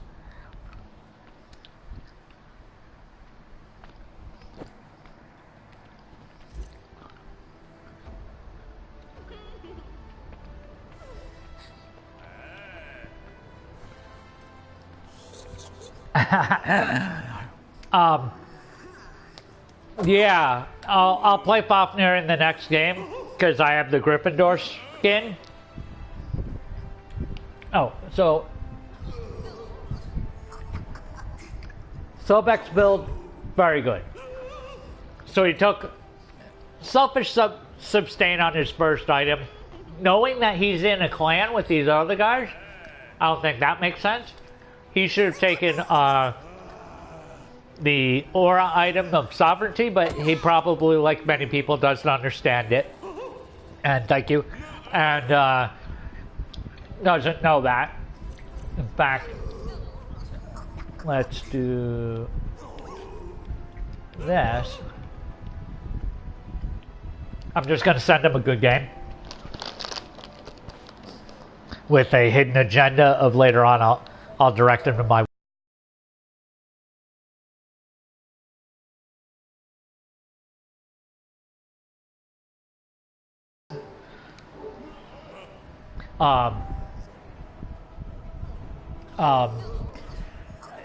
Fafnir never died, so you know, again, one of those two should have picked sovereignty for the team. But afterwards, he built the anti-healing magical defense item. Then he put a slow on, and then he made it so that the enemy's defenses were lower while still tanking. So, very efficient build after the first item, and the first item is a great item. Don't get me wrong.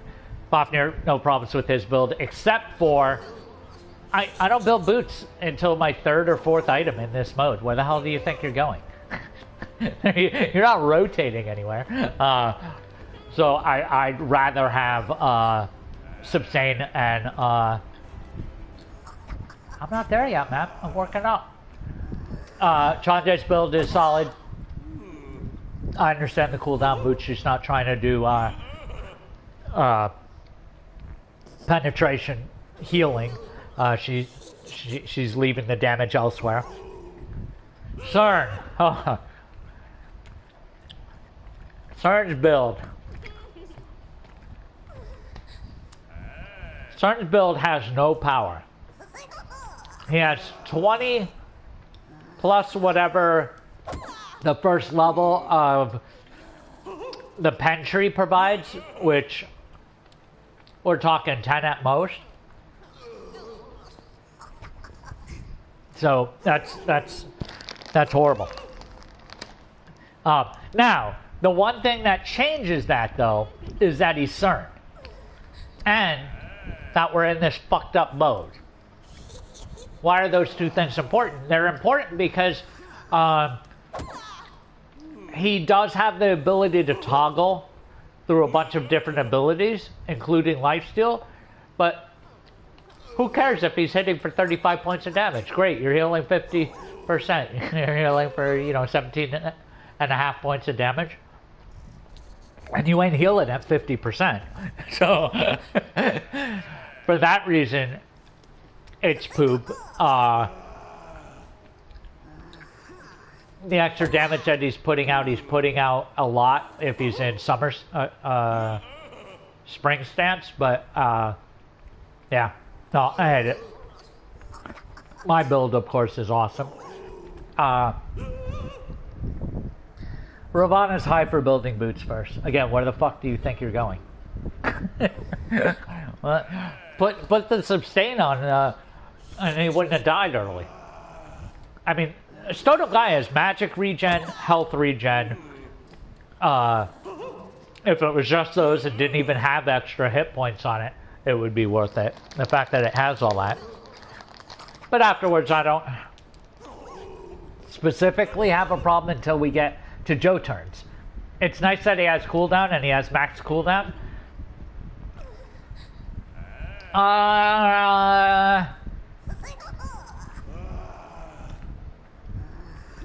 No. I would like them to remove the characters that are in the wrong class. So I don't like the magical assassin of Ao Kuang. I don't like the warrior who's really an assassin, Erlong Shang. I don't like the... well, Ares is a guardian, but why the hell is his name Ares? Because, you know, the one thing that everybody knew about gods before coming into this game was stuff like Odin, Zeus, Ares. He's the god of war! Well, he's not a fucking guardian, he's the god of war. How is he not a warrior? Freya doesn't bug me as much, but I'd be happier if Freya was a guardian and had an ability that converted to do a ranged attack. That actually makes much more sense. Yeah, the more and more I think about that, Freya being a guardian, absolutely.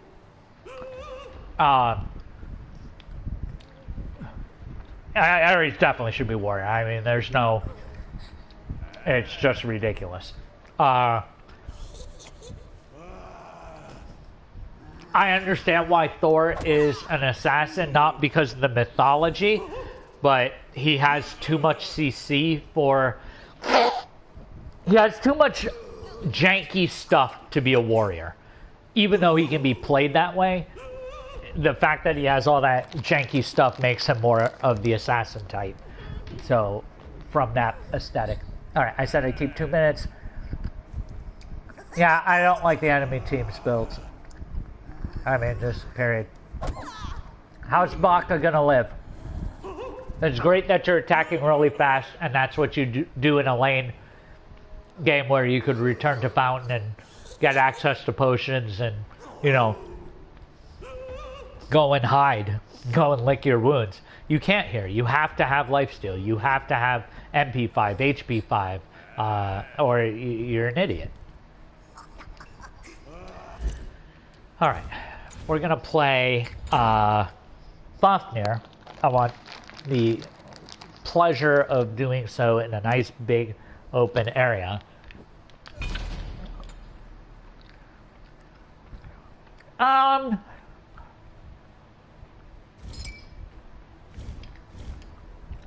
Can you have a dwarf as a mage? I don't know.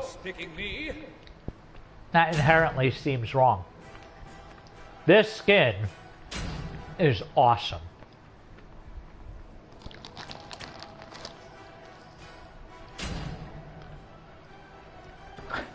What's funny is Thanatos didn't buy the fantasy points to get high up enough to do this, and he's a Fafnir player. I'm not even a Fafnir player. He's so salty that I have it. I'm like, Stan, come on. I've been level 30 in this season for ages now. Of course I was going to hit 30 last season. I'm going to hit 30 early every season just because of the raw number of hours I play. I could have a 30% win rate, I'd still be at 30. I mean, that's the kind of volume. I mean, I don't have a 30% win rate, but my point is I could. Love the card. I have this frame. I love the stained glass griffin in the background. I love the light in the hands. It's just... I'll change my frame afterwards, but very, very, very nice.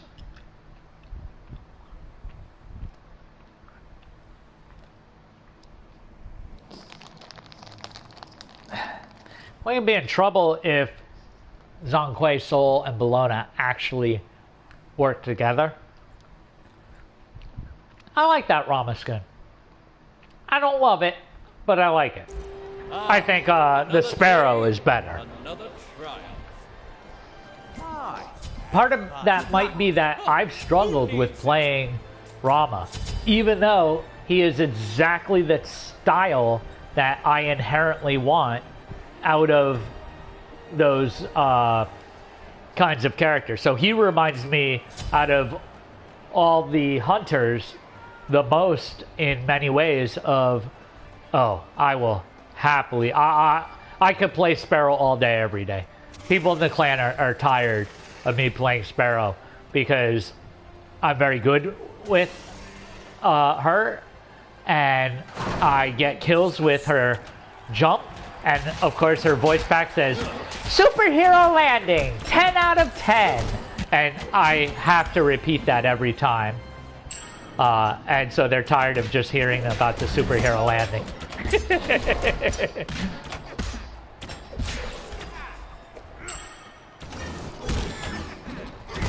What the hell are you doing? Don't walk away. I gave you speed boost. You are now powered by the angriness of my dwarvy goodness. The first sacrifice has been made.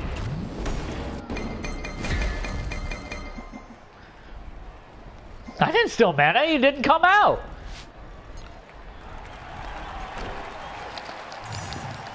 When you see me as a guardian, I always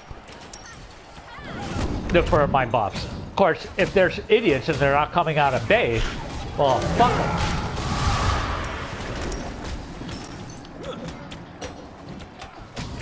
Then I'm gonna watch a warrior take it? Or the assassin? Like, no. Rotten hell.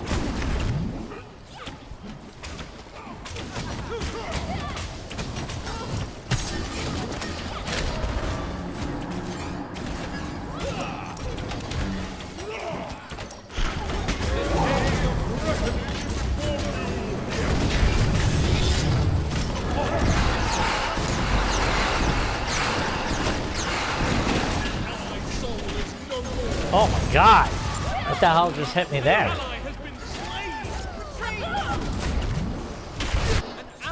Did you see me turn into the Wild Hunt? I never saw me turn into a pig. That's not a dragon, that's a griffin. It's cooler than a dragon. And if you're ever playing with Thanatos, remind him of that. Say, yeah, that dragon's pretty cool. I wish it was a griffin though. Because a griffin is so much cooler. He'll cry. Be like, damn you. Why didn't I buy that skin?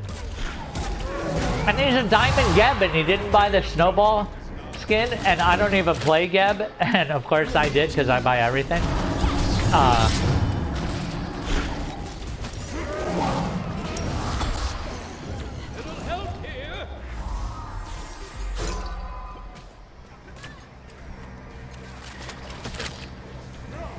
This skin is awesome.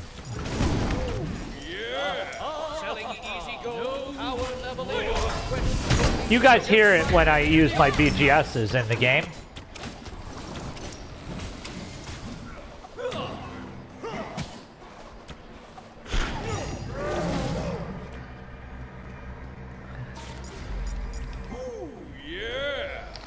Yes, no, maybe so.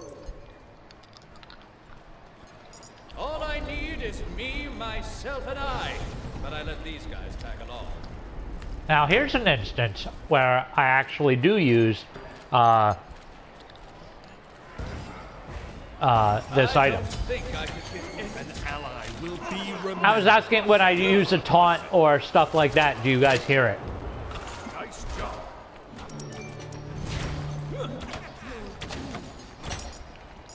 Ultimate is ready. You should have never picked a fight with me.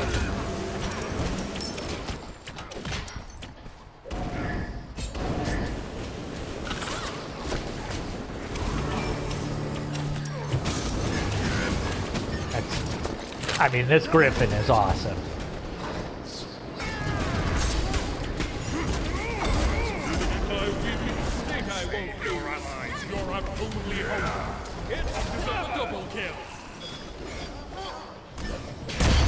That's too bad. Oh, you're not interested in physically attacking me anymore?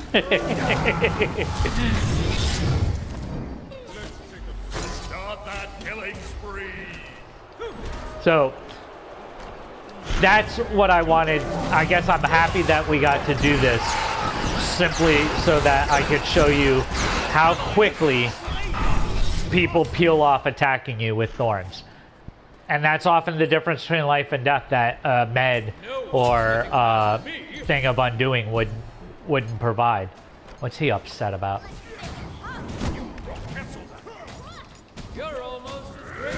What's he bitching about?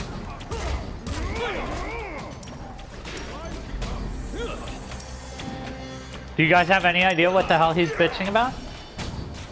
Yes, Infinity Wave Hebo's nice. Definitely agree with that.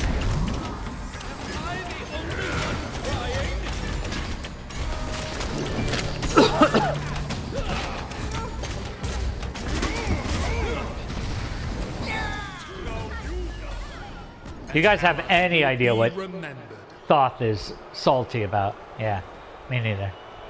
Maybe that I'm not building Guardian. So I guess I agree with you that he is a mage because I don't build him with the Guardian build. I can. And it works, but, you know, I can deal damage. Awesome. The day of reckoning is upon you.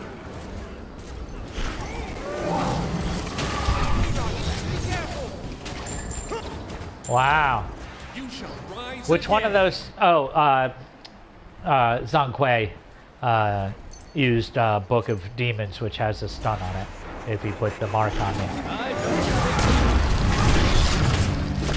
I was like, why didn't I get stunned and I couldn't do my dragon jump?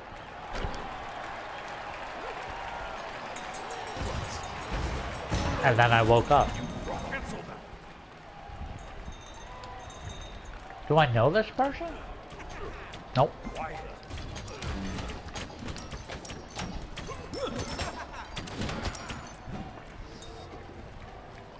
Your day of judgment is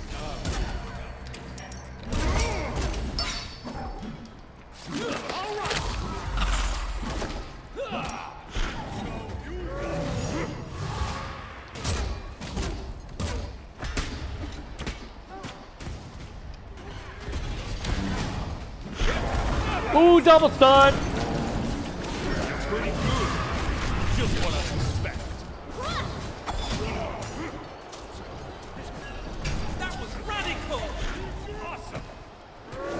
Allied spark has been extinguished.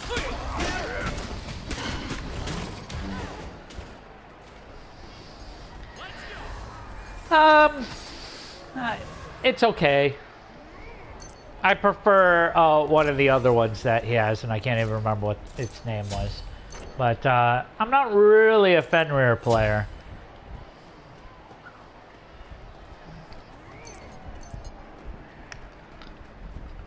Although with the right team, it is fun as hell to just build tank Fenrir and go play fetch. Enemy has been destroyed. My soul is no more.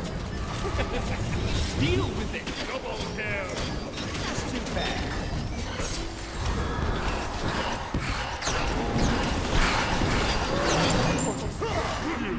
Let's kick them rise again. Save your allies. What is his issue? Oh my god, he's mad at me? That's too bad. He's 0, 6, and 1 and he's mad at me? Ethical reality shut down. Like I wasn't powerful enough already. An enemy has been slain. Yeah. An ally has been slain. You're almost Great.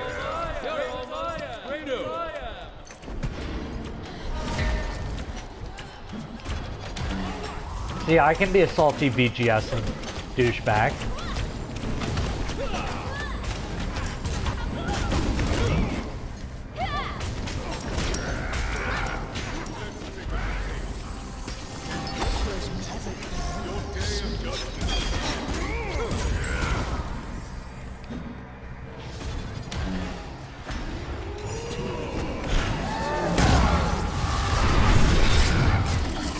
Well, their team has much better rotations. An ally will be remembered. No doubt about that. I mean, they all came to help her like ants to a picnic. An ally has been slain. Strong, get stronger. Allied soul is no more. Take it to the double kill. Fuck! Triple kill. Through the destruction of our enemies, do we earn our salvation? I said no, coach. Fuck him. Fortune. Yeah, see, I knew it was fuck. That's why I said fuck him. Allied spark has been extinguished.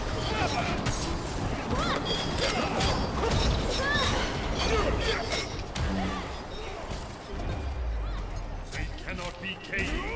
They Why cannot can't I? be There it is. Minions have reached Like, I should be able to target him right through the wall. Oh, he just knocked him up and over my ability. That's a shame.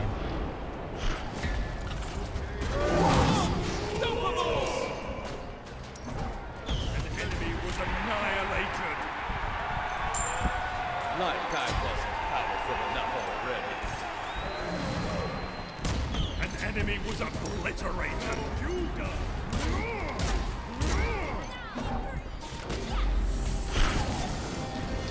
Save your allies. You're our only judgment. That was nice. Him shooting his ability through the wall.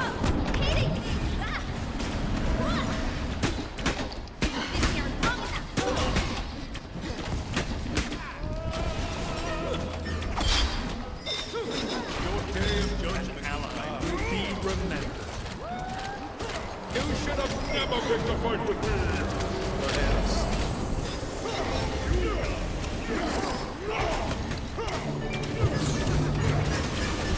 Wanted to be very sure to speed buff both of them.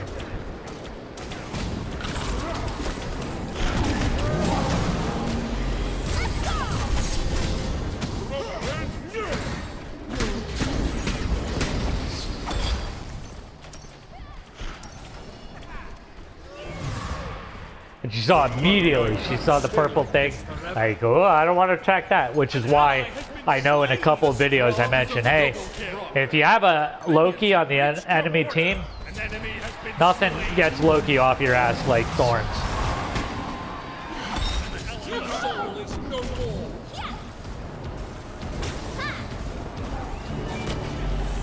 An enemy has been destroyed.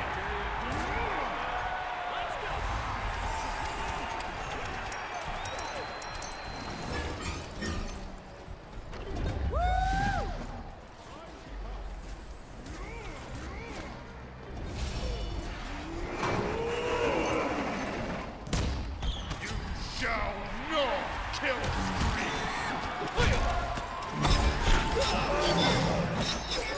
Take this, younger bubble. Let's take a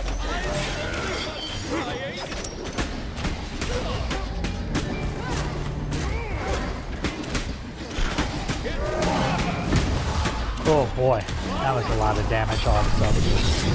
Allied spark has been extinguished. Reckless. Nothing more. double kill. Minions have reached the mark.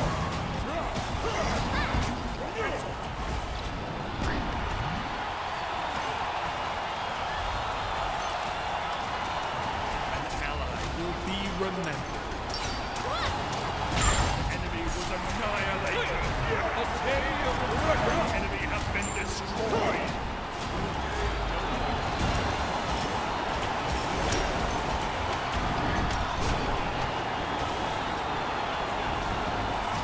An enemy was obliterated. An enemy has been slain.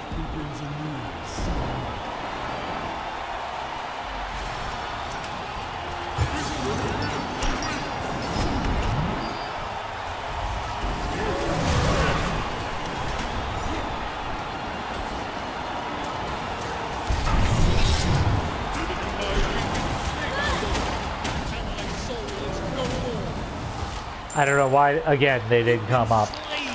I really don't.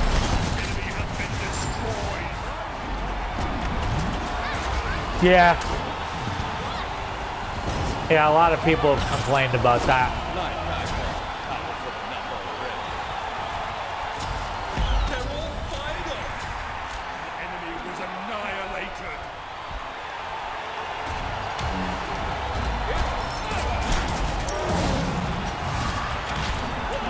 Why would we quit now? What the hell is wrong with you?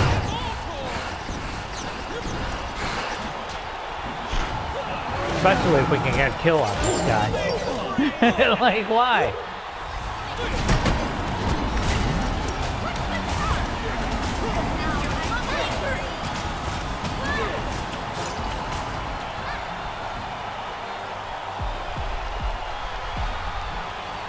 That's too bad.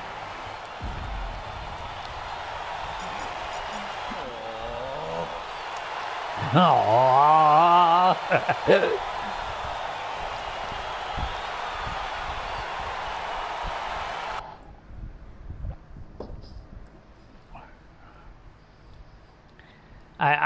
I'm blown away by Thoth. I have no idea why he had such a bug up his ass.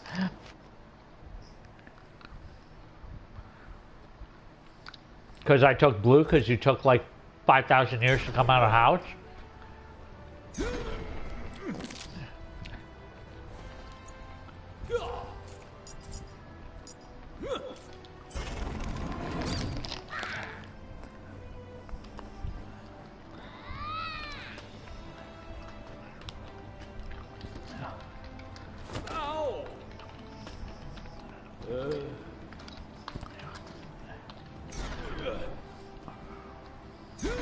Oh, wait.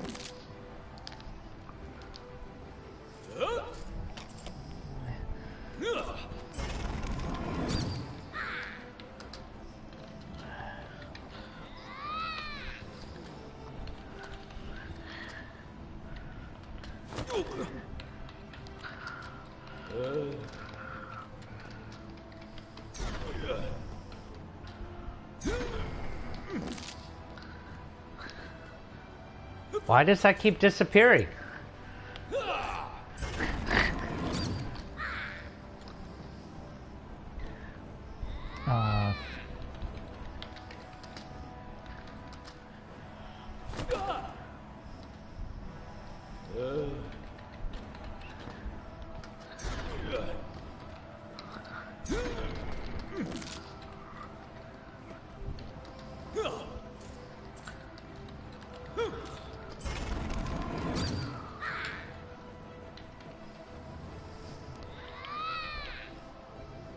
Okay, if you want to make... Oh, it's better than that. You take a picture of it, and then you come in, and you...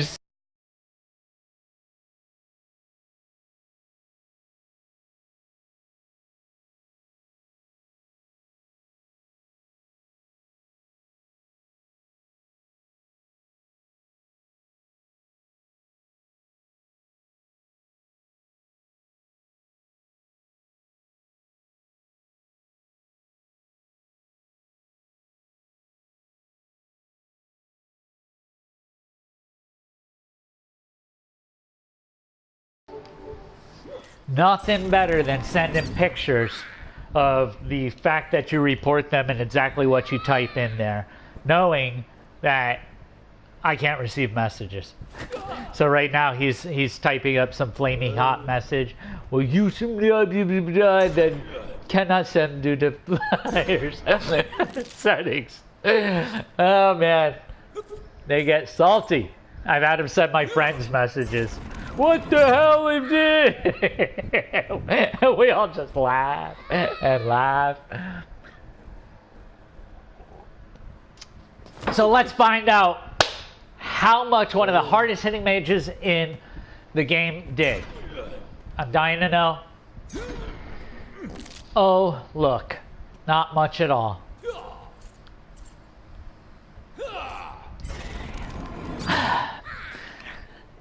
The truth is you can run trans on any physical god.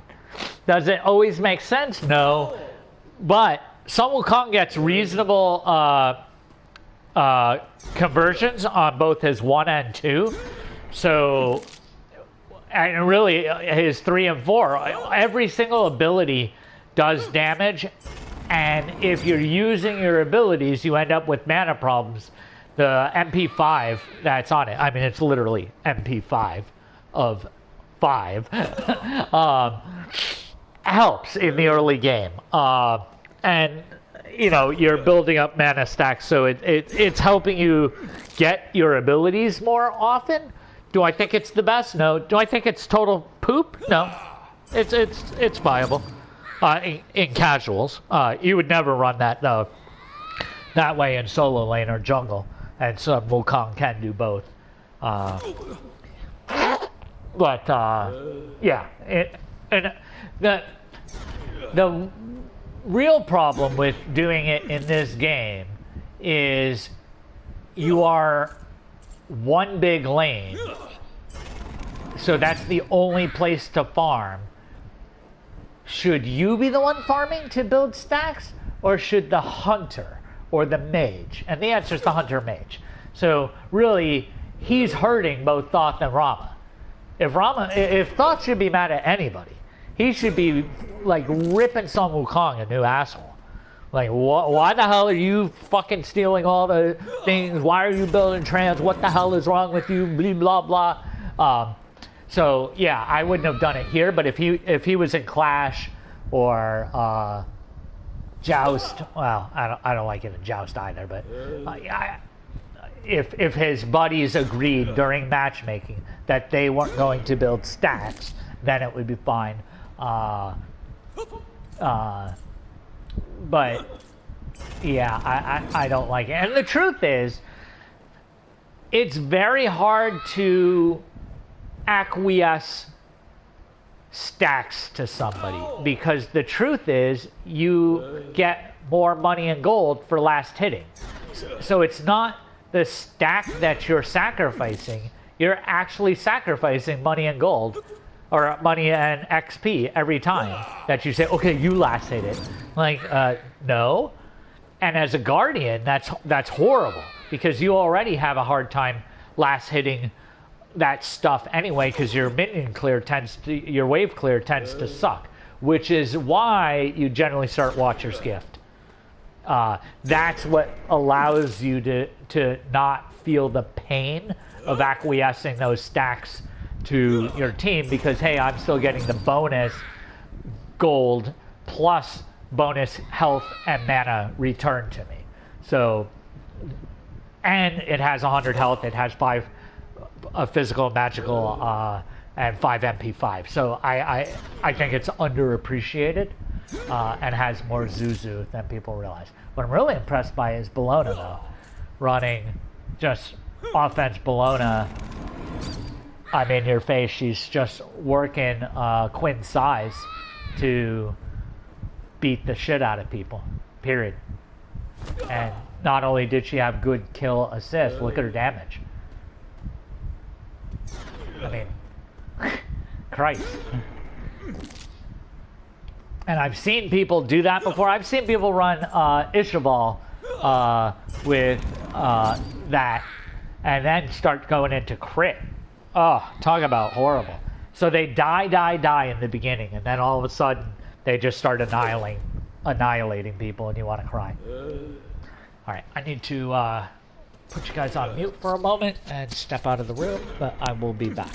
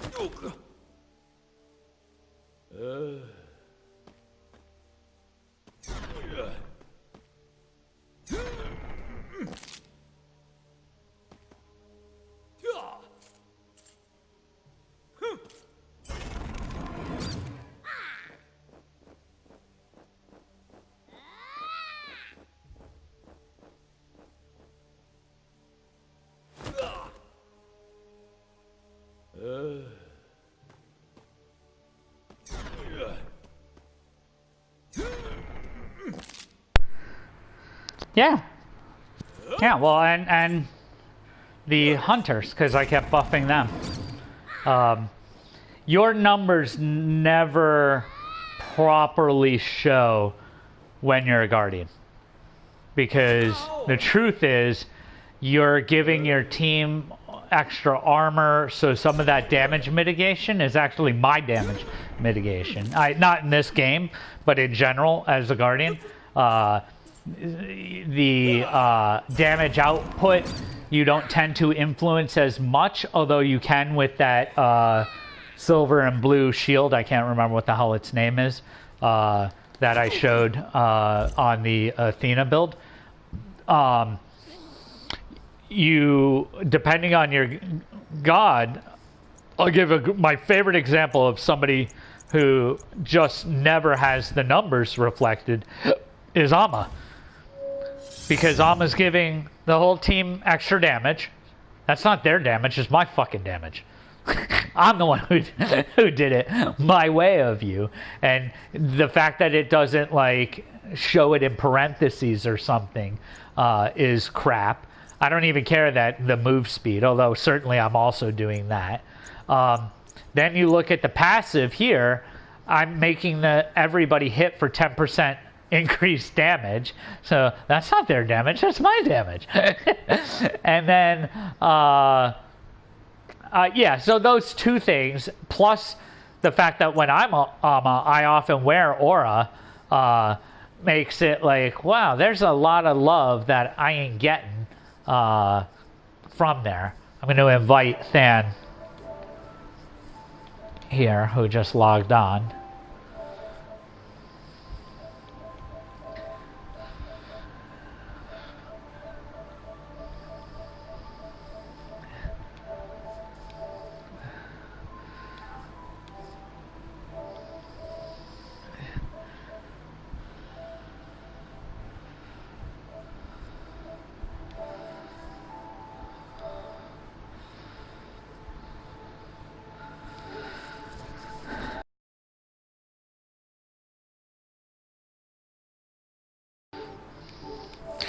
Nothing. I figured I'd let you know that I am streaming to YouTube right now. We do have somebody who's been watching for the last 2 days chatting. So if you actually have a computer open that you can log into YouTube, you'd be able to see his chat messages up. If not, don't worry about it. I just figured I'd let you know. Yeah. Yeah, well, I've actually gotten a couple folks watching, and I actually had one of them come on and send me a friend request and play with me today. So it was fun. We're not necessarily playing serious builds all the time. Yeah, and another follower just came back on. What's going on?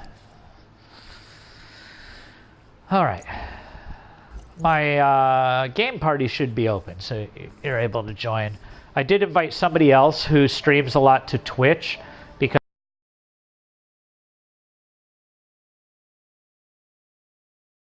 shop for a moment.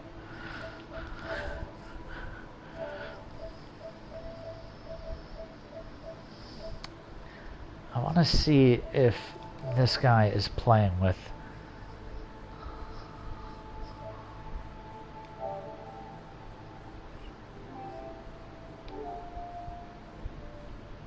Huh.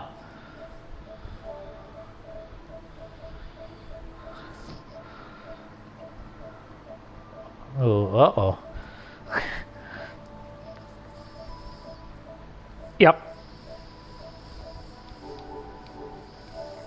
Well, that's nice, I guess.